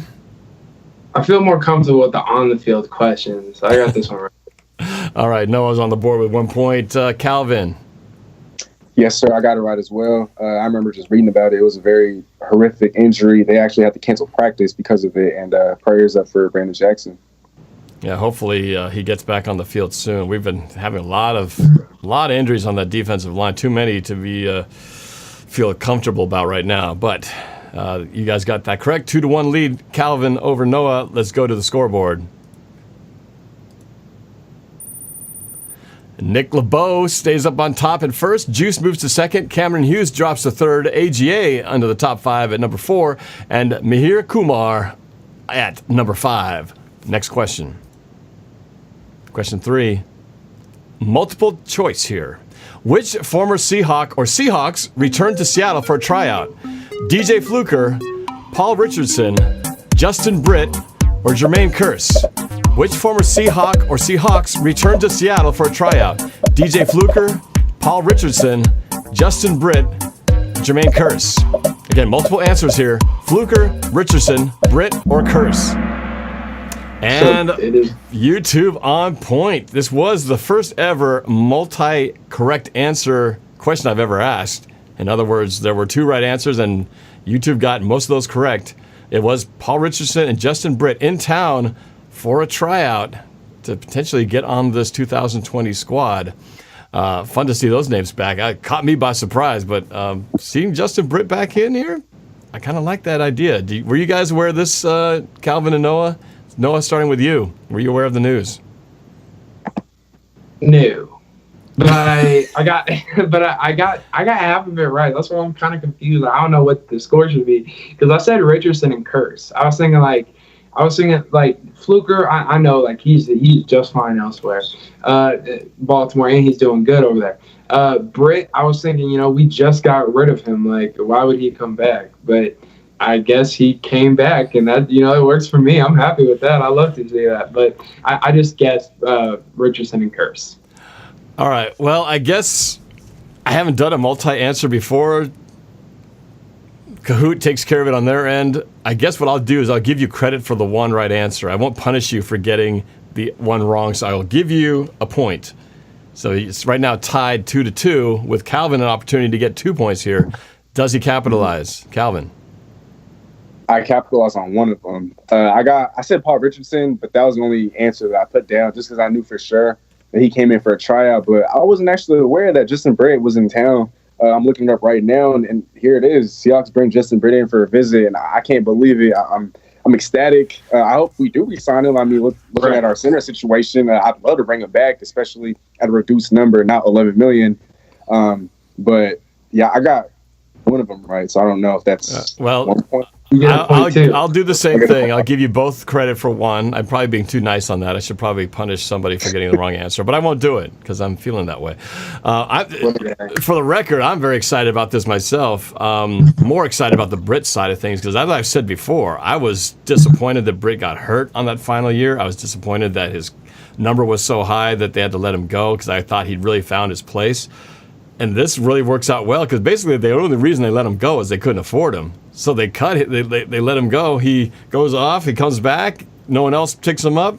Now they can re-sign him at a lower price that fits their salary. And we have not been very solid at that center position with basically Posick and Finney, right? Finney was the other guy, and I don't think either one is exactly tearing it up there. So you put a healthy Brit in there, all of a sudden you get that continuity that we've had with him.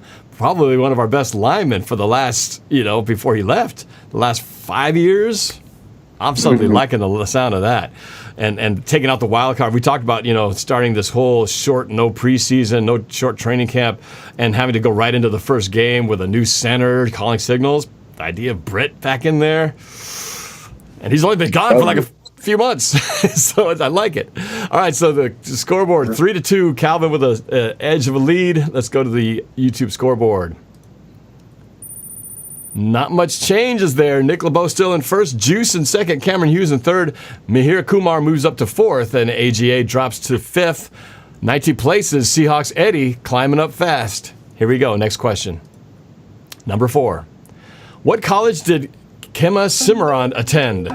Oklahoma State, UCLA, USC, or Texas A&M? This is the guy trying to stick a girl into the hotel. What college did he attend? Oklahoma State, UCLA, USC, or Texas A&M? What college did Kema Cimarron attend? Time is up. Oh, not so easy. As a rookie whose name you didn't really know until he pulled that little stunt, he did go to Texas A&M. 9 of you got that right on the YouTube side. To the panel, Noah. I feel like, because this one was kind of a guess, but I read that, I was pretty sure that I read he went to Texas A&M somewhere, because it resembled with me because my cousin goes there. And so I went based off of that feeling, I'm pretty sure it was Texas A&M, and I just knew nothing about him going to any of the others. But I got it right, so it kind of worked out. All right, so it ties to the game at 3 points apiece, with Calvin a chance to maintain the lead. Calvin, did you know the answer to this one? See, I thought I knew it because I said Oklahoma State. I remember seeing some orange when I saw him in a college uniform, but I guess I'm wrong. That was my second guess. That was a little trick in there. Cameron Hughes said he played for Oklahoma State. I double-checked. I guess technically he played for Oklahoma State and Texas A&M. But I think he graduated from Texas A&M, which I didn't ask that question. So I guess I'm sort of throwing people off there on that one. Well, tell you what. Since your second answer would have been Oklahoma State, I will give you partial credit for that one. I'm going to give you 0.5 for that on you there, Calvin. So you're going to get 3.5 on that one. The second time in NorbCam history to have 0.5. I apologize to everybody else if I had a misleading question. I do believe he graduated Texas A&M. Maybe that's the way I should have phrased the question, but apologize for those of you who I misled in the question. My bad. Hopefully we can make that up in the next one. So let's go to the scoreboard. So Calvin up 3.5 to 3 points. Let's go to the scoreboard YouTube side. Everything's the same except fifth place, Du Bois OD12s moves back up to number 5. Nick LaBow in first, Juice in second, Cameron Hughes in third, Mihir Kumar in fourth, and Du Bois OD12s in fifth. Combo breaker, 10 players just dropped their answer streak of 3, and I apologize to all you guys if it was because my question was misleading. That's my bad. So, my apologies. Here we go. Hopefully that won't happen again. Next question. Question number 5. Jamal Adams had a mysterious wrap around which part of his body? Right elbow, right hand, left hand, left ankle. Jamal Adams had a mysterious wrap around which body part? Right elbow, right hand, or left ankle? You know he's an important player when you're paying attention to every wrap on someone's body. Time is up, and YouTube, most of you got this correct. 14 of you said left hand, which was correct. Apparently in the mock game they played this afternoon, they had that wrap off. So that's good news. To the panel, gentlemen, Noah? I knew it was his hand, but I said the right hand and got it wrong. Oh, sorry about that. Calvin, a chance to take a 1.5 lead on Noah. Did you know this? Everything that Noah said. I mean, I knew it was his hand. I picked the wrong hand. I said right. Oh, man. Okay, no points there. Let's see what happens with the scoreboard on this question. Oh, big changes after that one. Juice moves all the way to first place. Cameron Hughes closely behind. AGA in third place. Diggity Dog in fourth. And Nick LaBow in fifth place. And up 14 places, Noah's wax hair is the highest climber. Noah's wax hair is the highest climber, up 14. I want him to get to the top 5 just so I can see that name up there and say it a few times. I did want to say for the record, so you see how Cameron Hughes is on here. On the last show, Colin, a.k.a. Golden Seahawk 30, he actually won the trivia under the name Chrysostomo, which was backwards. That's why it was Omo-Otisisirk. Remember that name? He won it, and that was actually Colin, a.k.a. Golden Seahawk. He actually told me that he was going to, because he's been on the show already, I think, a couple times, Cameron Hughes, who had led the game the entire time almost until the very end, he said he would let Cameron Hughes take his spot to co-host the show. It would have been today, but Cameron couldn't make it, so he'll co-host a show in the spot for Colin, who was kind enough to say, take my spot because you've never done the show and I've already been there a couple times. So, Colin, good on you, Golden Seahawk 30, for giving Cameron Hughes your spot. But who knows? Cameron Hughes might earn it all today because he's in a close second right now. So we shall see what happens in this show. He's doing very well again. So let's go to the next question right here. Number 6, how did Jamal Adams injure himself? Slicing strawberries, striking his hand on a teammate's helmet, jamming his finger while making a tackle, or playing with his dog. How did Jamal Adams hurt that left hand? Slicing strawberries, striking his hand on a teammate's helmet, jamming his finger while making a tackle, or playing with his dog. Time is up. Once again, YouTube on point. Slicing strawberries. Somebody mentioned it in the chat earlier. If you were looking at that, you would have had the hint given to you. But yes, 15 of you got this correct. Slicing strawberries. Noah, did you know the answer to this little injury? You know, with this question, I was just looking at like, who slices strawberries? Like, you can just eat them. And because of that, I was like, that's gotta be true. Like, that is so stupid to me. Like, just how, like, I get like slicing them. Sometimes you just want to wash a whole bunch and then cut off the tops and slice them up. But like, I've never heard of getting hurt slicing strawberries. So I actually said it and it worked. All right. So you played the psychology game again. A little bit. All right. So Noah takes a half-point lead temporarily for the time being at 4 points. Calvin at 3.5. Calvin, were you worried about the Jamal Adams strawberry gate? Yes, sir. Actually, I saw a report that he injured one of his hands doing that, and that's the reason why I said his right hand earlier, because I think he's right-handed, and so if he was slicing them up, I'd assume that he was using his right hand to chop them up, but I guess somehow, some way, it was his left hand. Well, your logic is correct. But if you're slicing strawberries, say this is a knife, you'd have your right hand here, and you'd be cutting the strawberries and go, and that's how it would happen. So you were actually correct up until the point of saying it was the wrong hand. But yeah, you know what's crazy is like, because it's like my first week cooking for myself and everything. I actually have like a little cut. Like, I was cutting some chicken and got my thumb the same way Jamal did. So. Oh no! It was using a knife or like a little peeler or something, like an actual knife. You just nicked it. It was a big old knife. Man. It was one of those bleeders. Still had to like stop everything, like clean the chicken, but you know, we ate it. It was fine. Let's see. You got a Band-Aid on it still or something? Where's the injury? Oh, no, Is it okay. in focus? It's a lot better now. It was like Oh, it looks earlier this better. week. It was like my second day here. Like, Man, not a good way to start things off, but geez. Yeah, Jamal Adams actually had to get stitches. And I think he's getting them out or got them out.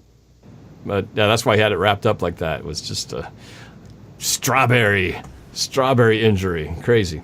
All right, so that keeps Calvin at a half-point lead, 4.5 to 4. So let's go to the YouTube scoreboard. he said, "Why does Norb have a plate ready?" I was eating right before the show. You guys are funny. That is why I have a plate ready. I was eating something right before the show started. All right, so in the scoreboard, Cameron Hughes on top. Look at that. He got given the number one spot, but here he is again, back on top again. 49-75 points with AGA in second, Diggity Dog in third, Juice dropping to fourth, and Mihir Kumar back into the fifth spot. Here we go. Next question. They will get a little bit tougher, by the way. A little bit. Number 7. What nickname did Russell Wilson recently give himself? Mr. Unlimited, Mr. Invincible, Mr. Incredible, or Dangerous? What nickname did Russell Wilson recently give himself? Mr. Unlimited, Mr. Invincible, Mr. Incredible, or Dangerous? Time is up. Oh, yes. YouTube all over it. 16 of you guessed Mr. Unlimited, and Mr. Unlimited is the correct answer. Were you guys aware of Russell Wilson's latest nickname? Noah? No. So I was thinking like Mr. Invincible. Once again, like on the field, I much prefer. But Mr. Invincible, I'm like, dude, you're just asking to get hurt. So I was like, that cannot be the answer. Please let that not be the answer. So I said Mr. Incredible because I was like, I have a Mr. Incredible onesie in the closet. Like, why couldn't he? So You should have to wear that for the next show. Man, to win a bet or something. So now I know how to beat Noah. I just got to throw in a lot of social network and magazine articles and stuff, and you won't get them. You're just only good on stuff that's on the field. Okay, so no points for Noah. Calvin, a chance to jump up ahead again by a 1.5 points. What you got? So I didn't know it, but I got it right just by deducing. So I said Mr. Unlimited, but I looked at Mr. Invincible, and I'm just like, that's not Russ. He's not cocky. He's not boastful. He's not going to call himself Mr. Invincible. And so I eliminated that. Dangerous is already a nickname, and so I eliminated that. And then Mr. Incredible, I was just like, I don't know. I mean, I feel like if you were to give yourself that nickname, then it's not like Russ. And so Mr. Unlimited, it just seemed the most logical, and I went with it. That's fair. I mean, I'll be honest with you. I don't really like any of these names. I mean, Dangerous. I like Dangerous. I mean, that's cool. But even the whole Mr. Unlimited thing, I thought it was a little kind of, you're good with Dangerous. Why do you have to add this other name to it? Like I said, stay humble, right? But he did this whole announcement thing of giving himself a name. So look it up on Instagram or Twitter. And you'll see it. Well, yeah, he put a video calling himself Mr. Limited. Yeah, look it up. I was watching going, why are you doing this, Russ? I don't get it. Yeah, that's not like him. It's not. Well, you'll just seek it out and you shall find. All right, let's go to the YouTube scoreboard. All right, Cameron Hughes, solid up there with a almost 500-point lead at first place. Diggity Dog moving up to second. Mihir Kumar bounces back up to third. Danger Hawks into the top 5 at number 4. AGA drops to 5 and up 14 places. Lamar for Days is the highest climber, and I'm still trying to look for Noah's wax hair. I want him to make an appearance. I really like that name. All right, let's go to the next question. We're getting down here around the corner, getting close to the stretch. Question number 8. Who did Earl Thomas get into a fight with before being cut from the Ravens? Was it Marlon Humphrey, Chuck Clark, Deshaun Elliott, or Marcus Peters? Who did Earl Thomas get into a fight with before getting cut by the Ravens? Marlon Humphrey, Chuck Clark, Deshaun Elliott, or Marcus Peters? I guess they didn't get any harder. This has been pretty easy. We talked about this whole thing. Time is up. Oh, look at that. Almost unanimously correct. Chuck Clark, the correct answer. 27 of you guys got this correct. Let's go to our panel. Noah, Yeah, you got it right. Without question. All right. Calvin? All right, maintains a 1.5 point lead over Noah, 6.5 to 5. Let's go to the YouTube scoreboard. I don't expect much changes given this very easy question. And indeed, the only change is at the bottom. Nick LaBow moving into the 5th spot. Cameron Hughes still in 1st. Diggity Dog right on his tail. Mihir Kumar in 3rd. Danger Hawks in 4th. As I said, Nick LaBow sneaking into the top 5. 4 players just hit a 3-answer streak. So here we go. We're getting into the nitty-gritty. Not quite double time, but we're getting close. Here we go. Next question. Number 9. How many practices has Chris Carson missed due to deaths in his family? 8, 5, 9, or 7? How many practices has Chris Carson missed due to deaths in the family? 8, 5, 9, or 7? How many practices has Chris Carson missed? Time is up. Whoa. Fooled YouTube on this one. The correct answer was 9. The high of all that. Only 3 of you got that correct. Let's see if the panel had an idea on this very high number of missed practices so far. Noah. I did not know this. I guessed 8, but that wasn't the answer. It was not the answer. He's missed most of training camp so far. I believe he was there today, though, which is a good sign. Calvin, any idea? I had no clue, and to be honest, it's very unfortunate. I didn't even realize that. I didn't want to say any of these numbers just because, you know, I didn't even know he was missing practice. But if I had to pick, I picked 7, and just got it wrong. I couldn't believe it either. I knew it was a lot, but I didn't realize how high that was. So, yes, it's a disturbingly high. At least it's not due to something health-wise. It is unfortunate. I don't know exactly what the situation was or how many family members we're talking about, but it's a plural number of people, of deaths in the family. So I'm sure it's not been an easy time for Chris Carson. All right, let's go to the scoreboard, see where things shake out here as we head down the stretch. Again, minimal changes. Cameron Hughes still hanging on at top spot. Diggity Dog in 2nd. Mihir Kumar in 3rd. Danger Hawks in 4th. And AGA bounces back up to the number 5 spot. Tough round. 4 players lost their 3-answer streak.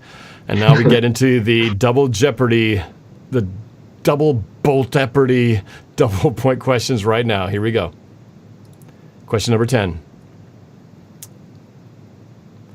Tight end Greg Olsen's reaction to his first Seahawks practice was, "I'm so freaking jacked up.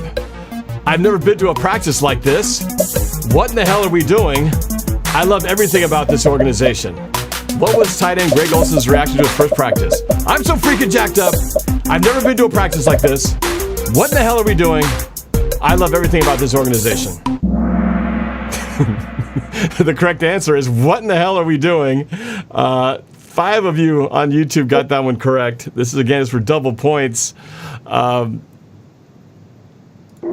Noah.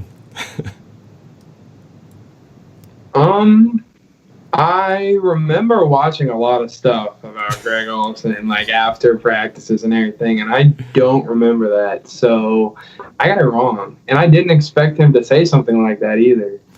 I didn't either. As well. I got this from Greg Bell, one of the Seahawks insiders who writes for the Tacoma News Tribune, one of my favorite guys to follow for Seahawk News, did a story about Greg Olsen and his immersion into the team, and talked about when he first got here, the crazy way they run practice. His first reaction is, what the hell are we doing here? So that was the quote from him. Calvin, any lucky guesses on this one? Not this time around. I figured I didn't hear any sound bites, but I do remember him being really pumped up, and so I went with the first answer. I'm so freaking jacked up, but I mean, got it wrong. He probably thought that, and he probably thought any one of these things at some point, but he was quoted in saying, "What the hell are we doing here?" So, all right, let's see if what that did to the YouTube scoreboard right here. Again, double points. No change in the panel scoreboard. Let's see what YouTube scoreboard says. Big changes. Mahir Kumar all of a sudden shoots up to the top spot. Diggity Dog in second. Danger Hawks moves up to third. Cameron Hughes drops down to fourth. RNS 21 gets to the top five again at the fifth spot. And the Zekinator is the highest climber, up 13 spots, trying to sneak in there. Let's go to the second to last question worth double. Here we go. Question number 11. Double points. Which team has Norb not done a fan collab video with? The Arizona Cardinals, the Carolina Panthers, the Philadelphia Eagles, or the Atlanta Falcons? Which team have I not done a fan collab video with? Cardinals, Panthers, Eagles, or the Falcons? Time is up. Okay, YouTube got on that one there. You know, with Martin off the show, somebody had to get the question about Norb right. So I did. I know this because I've been a fan of yours for so long, and I can remember a lot of different collabs you've done with Philadelphia, Sports Live, and the ATL, and then that one dude that I can't even remember his name, but he's like, you do the Rivals video with him against the Cardinals. So that is correct. So you taking the lead for the time being with 7 points, a half point ahead of Calvin, but Calvin with a chance to increase his lead here. What you got, Calvin? What I got, so I'm not going to increase the lead. Not this time, at least. I said Atlanta. I crossed off Arizona and I crossed off Philly, and it came down to Carolina and Atlanta. And last second, I was just like, Atlanta. Two teams in the NFC South. But yeah, my friend Dave at Sports Live in the ATL. In fact, he and I were just messaging earlier today saying we are already planning our collab again to challenge each other as to who's going to win that first game. And I think we've got the wager down. We're going to announce it in the video, but we definitely have it set. And I think it's going to be the week before the game. We're going to do a video, at least doing a little trash talk, a little wager. But yes, that's David in Atlanta, also known as Sports Live in the ATL. We've done several things, and I think he's gotten the better of me. I've had to send him a NorbCam green hairband, a mini helmet.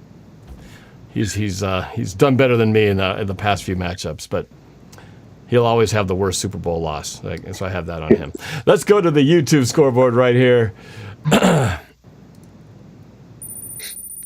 Here Kumar's still hanging on at number one. Diggity Dog right behind him. Cameron Hughes bouncing back up to third. Danger Hawks in fourth, and AGA in fifth. Brisk, the highest climber behind the scenes, up 16 places, but with one question to go, it looks like it's going to come down to Mahir Kumar, Diggity Dog, or Cameron Hughes, or maybe even Danger Hawks, all within striking distance. It's going to be a close one, just like the panel. Here we go for the final question, number 12. Here we go. Double points. Which of the following songs was not in my 2019 prediction music video? Take On Me by Aha, How Long by Charlie Puth, Wow by Post Malone, or Every Little Step by Bobby Brown, which was not in last year's video. Take On Me by Aha, How Long by Charlie Puth, Wow by Post Malone, or Every Little Step by Bobby Brown. Time is up. And YouTube got most of this correct. Yes, How Long by Charlie Puth was in the previous year's video. All the other three songs were in this past year's video. Take On Me, that was in there. Wow by Post Malone. Every Little Step I Take, which left How Long by Charlie Puth the previous year, the correct answer. So, for the win, Noah for the win could get it with this question right here. Did you know the answer?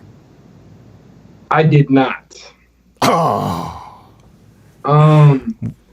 What this question can I was trying to think back, right? So I'm thinking back. I'm like, okay, and I was gonna ask you too, but the time was going so fast didn't even have a chance. I was like, is one of these like you did them in a previous year? And then I started like thinking through like literally every single song, and I was remembering how they go, and I remember you singing every single one of these, but the fuzziest side of me was telling me I think if there was one song that he didn't do this year, but that he did it before, and I remember it because I think you were wearing that blue 12-man or that white 12-man jersey, How Long by Charlie Puth. So I actually said that as the answer.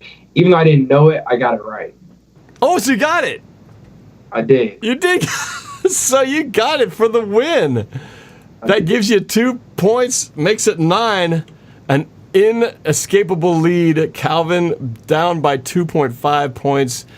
Can only get within half of a point. But let's just see, did Calvin get that right answer? Calvin did not. Oh, okay. Was this just a complete wild guess, man? Well, yeah. I said the Post Malone song. I was just scanning through, and I was just like, which one is it? And I kind of just guessed Post Malone. Oh, that was the game. That was the game against, I think it was against the Rams, when I predicted a loss against the Rams, which I was correct on the second time around. That was the song I used in last year's game. All right, so the final score and the scoreboard for the panel, Noah with a 9 to 6.5 victory over Calvin. Started out slow, but came back strong at the end. Way to finish. Well, let's go to the final, to the podium, and let's see who's going to finish in the top 3 right now. In third place with 9 out of 12, Diggity Dog with 9,012 points. In second with 9 out of 12 is Cameron Hughes again in second, which means in first place with 10,795 points, 9 out of 12, Mihir Kumar.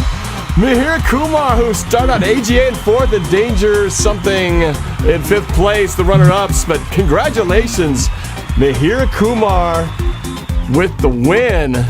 10,795 points. Got the same number. Actually, everybody was impressive. 9 out of 12 correct answers for all of the finalists. But it was Mihir Kumar who got the big win. So take a picture, a screenshot of that victory notification on your Kahoot app and email me at norb@norbcam.com. And then we can set up when you can do your appearance on the next show. But nice job. Congratulations, Mihir Kumar, on your win. That was very, very impressive. All right. Well, that is pretty much it. That wraps up our show. I know that it was just good to be able to end on a fun note because, man, this day started off way too heavy. It doesn't change the situation. Obviously, once we sign off of here, we're back to the world that we're in. But at least for a little bit, hopefully I could just take a little bit of your mind off of things for a while and just have a little bit of fun. So I want to just, first of all, I got to thank my guests. Seahawks Martin had to go, but Martin, it was good to have you back. But I want to give a chance for my guests to talk a little bit about their upcoming shows and where you can find them. So let's start with Calvin, the runner-up in today's contest. Calvin, go for it, man. Where can they find you? Yes, sir. So you can find all of us on YouTube. Please be sure, before you look for Noah or I, sub to NorbCam. It's Big Bro right here. Show them all the love in the world. Hit the like button, drop a comment, all that good stuff. After you guys do that, be sure to show my brother Noah some more love at DJ Squabo, DJ SQABO. Both of our links will be in the description. You can find mine at Steezy A Smith, SteezyASmith. Finally got my camera problem situated, so I will be dropping videos as soon as this weekend, hopefully multiple. I'm trying to drop an Earl Thomas one, the best fit for Earl Thomas, and then an NBA one, hopefully if the season doesn't get canceled. And Team Squeezy merch just came in just today, or last night actually. Got to show nice. Noah. And then on the back, on the guys can see the back, that's Squeezy X Squabo. Yeah, I don't know if you guys can see that very well. Oh, yeah. But, on the back, great back, bro.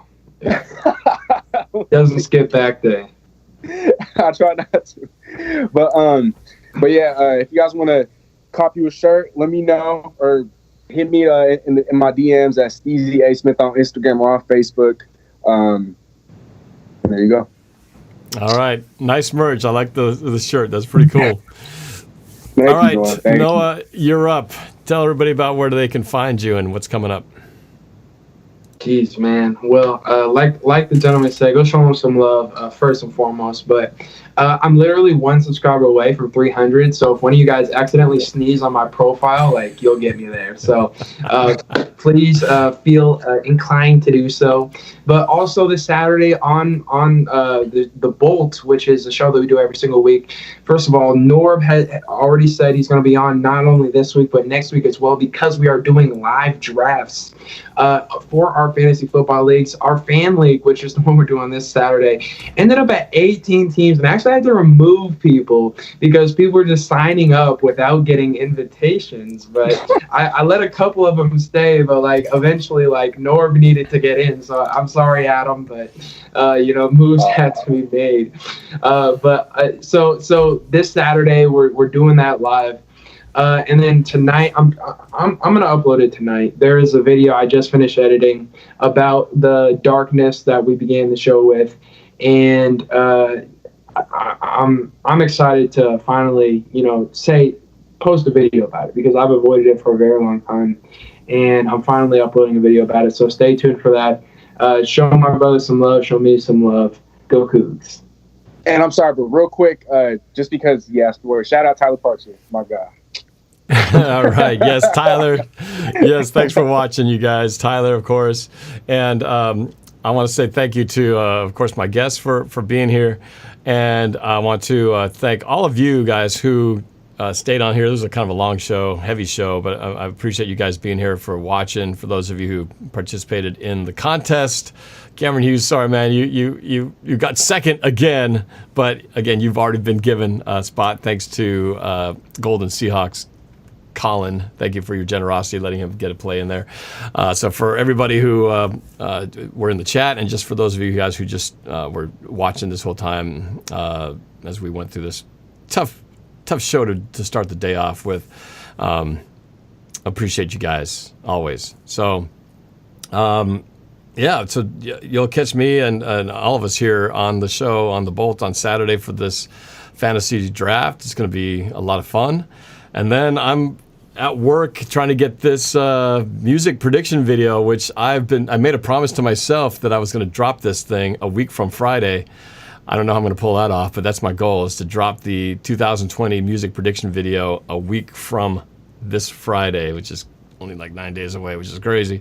So I got a lot of work to do, but that's my goal, to have a whole week and like 9 days to simmer on it before the first game against Atlanta. So go check that out. It's coming. We're gonna do a little behind the scenes, and I'll probably do. Somebody mentioned, can you please do a Kahoot? Rishi says, can you do a Norb Tunes and Rivals Kahoot? Just in preparation for the release of that video, I might do a very special Norb Tunes, a NorbCam channel based Kahoot just for that occasion. So looking forward to that. So a lot of work to do, but it's gonna be a lot of fun. Doing this, and then the fantasy league, and plus Madden comes out. I'm waiting for my copy. Noah, my buddy Noah here, just told me to. I said, Noah, which copy should I get? There's like the regular version, there's the deluxe version, and then there's the MVP version, the most expensive version. I'm only starting to get into this. Do I really need to get the MVP version? It's going to be any use to me? And he was like, yeah, man, you got to get the MVP. So I dropped the extra $40 or whatever it is to get the MVP version. I'm waiting for that copy to show up because I can't wait to start playing that and starting to do some of that, posting some game play on the channel too. So that's going to be fun. Got to learn some tips from my boys here who've been playing this a lot longer than I have. So a lot of stuff coming up, man, and it's going to be fun. And football season around the corner. It's going to be fun to look forward to. So stay tuned for more, man. We will see you guys later. Yo, I'm so sorry. Did you order the game in real life? Like it's on its way to your house? Yeah. Should I just download? I should have just downloaded it, huh? Yeah. Then you'd have it. But it's really great that you're doing that. If you don't mind, the show that I'm talking about doing for Wazoo's radio station, and how it would be done. And like we could say this for the audience here too, so they can get excited too. Norb, I'd like to get you involved. I already talked to Calvin about it. The show that I want to do for the radio station here, because we're already covering all the professional sports, is about Madden 21. It's about Madden Ultimate Team, which is the game mode that you pay the extra $40 for. And it's about squads, so all of us could be teaming up and potentially get you on the Wazoo station as well, because we all know how much you love Wazoo. And for the show this Saturday, I did forget to mention something very important. He's been getting on me in the chat. The Sports Nerd, it has become an official part of the Bolt. I haven't even told Calvin about this yet, but he raised a good point to me in his review of the show last week. He said essentially like there were some things going on like during the show that we should have touched on, and I completely agree with that. So to modernize the show, I'm happy to announce the Sports Nerd as the official, the Sports Nerd sideline reporter for the Bolt, essentially. He'll be texting me updates about the world of sports throughout the show so that we can touch on them during the show. So the Sports Nerd has officially become like an agent, ESPN, the sideline reporter. Yeah. The show. Love it. Right on. Oh, congratulations, Sports Nerd. That's awesome. A great collaboration there. But yeah, that's a good idea. We need the eyes and ears, because I'm always seeing in the chat people breaking news in the middle of our shows saying, "Oh, did you hear Everson Griffin got picked up by the Cowboys?" That happened, whatever, 2 weeks ago or whatever when that happened, and we were like in the middle of the show talking about that when the news broke, and it broke right there on the chat. So pretty cool. That's awesome. So. Well, I didn't even think about that. I should have just downloaded it. I went on to Amazon and was like, oh, I'm gonna get the game. I could have just downloaded the sucker. Oh well. Do you guys already have it then? Yeah. I still gotta order it, but so you just did the download immediately. I don't know what I was thinking. I guess I wanted to have the cover though. I wanted the. There's something cool about having the hardware, right? You got the case and the artwork and the disc and all that stuff, but I don't know when it's coming. Scratch it up and. What's that, Noah? I'm sorry. Oh, no, I just said it when it gets all scratched up, but then there'll be a new game out. That's true. Yeah, but it's cool that because I still have my Sean Alexander from 2007. I've got my Richard Sherman cover from 2015. And so those things are like library collectibles. You can't collect a download, it's just like in there, That's right? Fair. But I better get it soon. I don't know how long it's going to take, but that's my rationale anyway for it. So anyway, you were saying something, Cal? Oh yeah, no, I'm with you. I always like to have a physical copy, especially when it comes to 2K. I'm always getting the Legend edition. There's a Kobe edition, there's a Mamba edition coming out for 2K, and so definitely trying to get my hands on that. And I like Lamar on the cover, and so I definitely want to have a physical copy. So I'm with you. Yeah. Yeah. Hopefully, one of these days, Russ will be on the cover of that sucker. That's what I'm waiting for. No, that is a curse. That's a bad thing. You really believe in that? You really believe in that man curse? I don't believe in that. So I actually did a whole bunch of research about this. Going back through the ages, I was going to do a topic about this on the show like a year ago, so I don't have it all fresh. But the year after, for pretty much everyone, goes bad. Like the Patriots, Tom Brady was on the cover. They lost in the Super Bowl. That's as bad as it can get for them. Pat Mahomes was on the cover. He gets injured. He won the Super Bowl, but he got injured the following season. Lamar Jackson's going to take a drastic step back this year. The Legion of Boom was never the same. It always goes bad for the Madden curse, the Madden cover. Like, I fully believe in that. What about Calvin Johnson? He's retired. No. On the year that he was on there, he had a career high of 1,964 the next year. It can be a little bit delayed, but he retired early. It can be delayed. It can be a little delayed, and it's the vast majority of the people that are on there. Like, I don't want to test luck with Russ. Russ is fine flying under. That's true. That's true. That's true. Doesn't really mean anything anyway, right? We all know that the one thing we need Russell to get is that MVP. Super Bowl MVP. That is the ultimate accolade that means everything. But, so Sean Alexander was the cover in 2007. And then, he kind of had that. We re-signed a contract, and then things all went down the toilet after that. People forget about the good stuff because they were so soiled by the memory of what went bad after that point. Richard Sherman, 2015 cover, right? It was 2015, wasn't it? Pretty sure it's 2015. I mean, I guess if you add the delay factor, he tore his Achilles in 2017. So I guess 2 years. 17. So 2 years removed. But 16, he still had a down year. He did. It's true. And things started to have, we had some of those issues. Huh. Yeah. Peyton Hillis, excellent point. Thank you. That's the name I was thinking about. Peyton Hillis, way back in the day, just disappears off the map after being on the Madden cover. Like, if I knew we were talking about this, I would have my notes prepared. But I remember researching and going back, and I was writing literally pages about all the different times the Madden curse has negatively affected people. All right. Well, when we do we'll have to do some kind of a Madden topic coming up here when we finally jump into this thing, and we'll have to talk a little bit about that curse, and you can bring your research out then. All right. Great. Thank you. Well, I think that wraps things up, guys. So again, thanks for watching, and yeah, do all that stuff. Hit the subscribe button and like our videos. We would appreciate getting Noah to 300 for crying out loud. You've been at like 299.5 for like the last 2 weeks and stuff. Get this boy to 300. Get Cal. What are you up to now, Cal? You broke that 720. 720. So you need to get to 800, right? Please. I'm trying to get to 37.7. Is that where I'm trying to get to now, I think? You're at 37.7 right now. Yeah, 37. I need to get to 40, but you got to get to 37.8 before that. So let's all get to that next goal so we can one next step in the journey. We'd all appreciate it. All right. Okay, we'll talk to you guys all later. Thanks for watching, and go Hawks.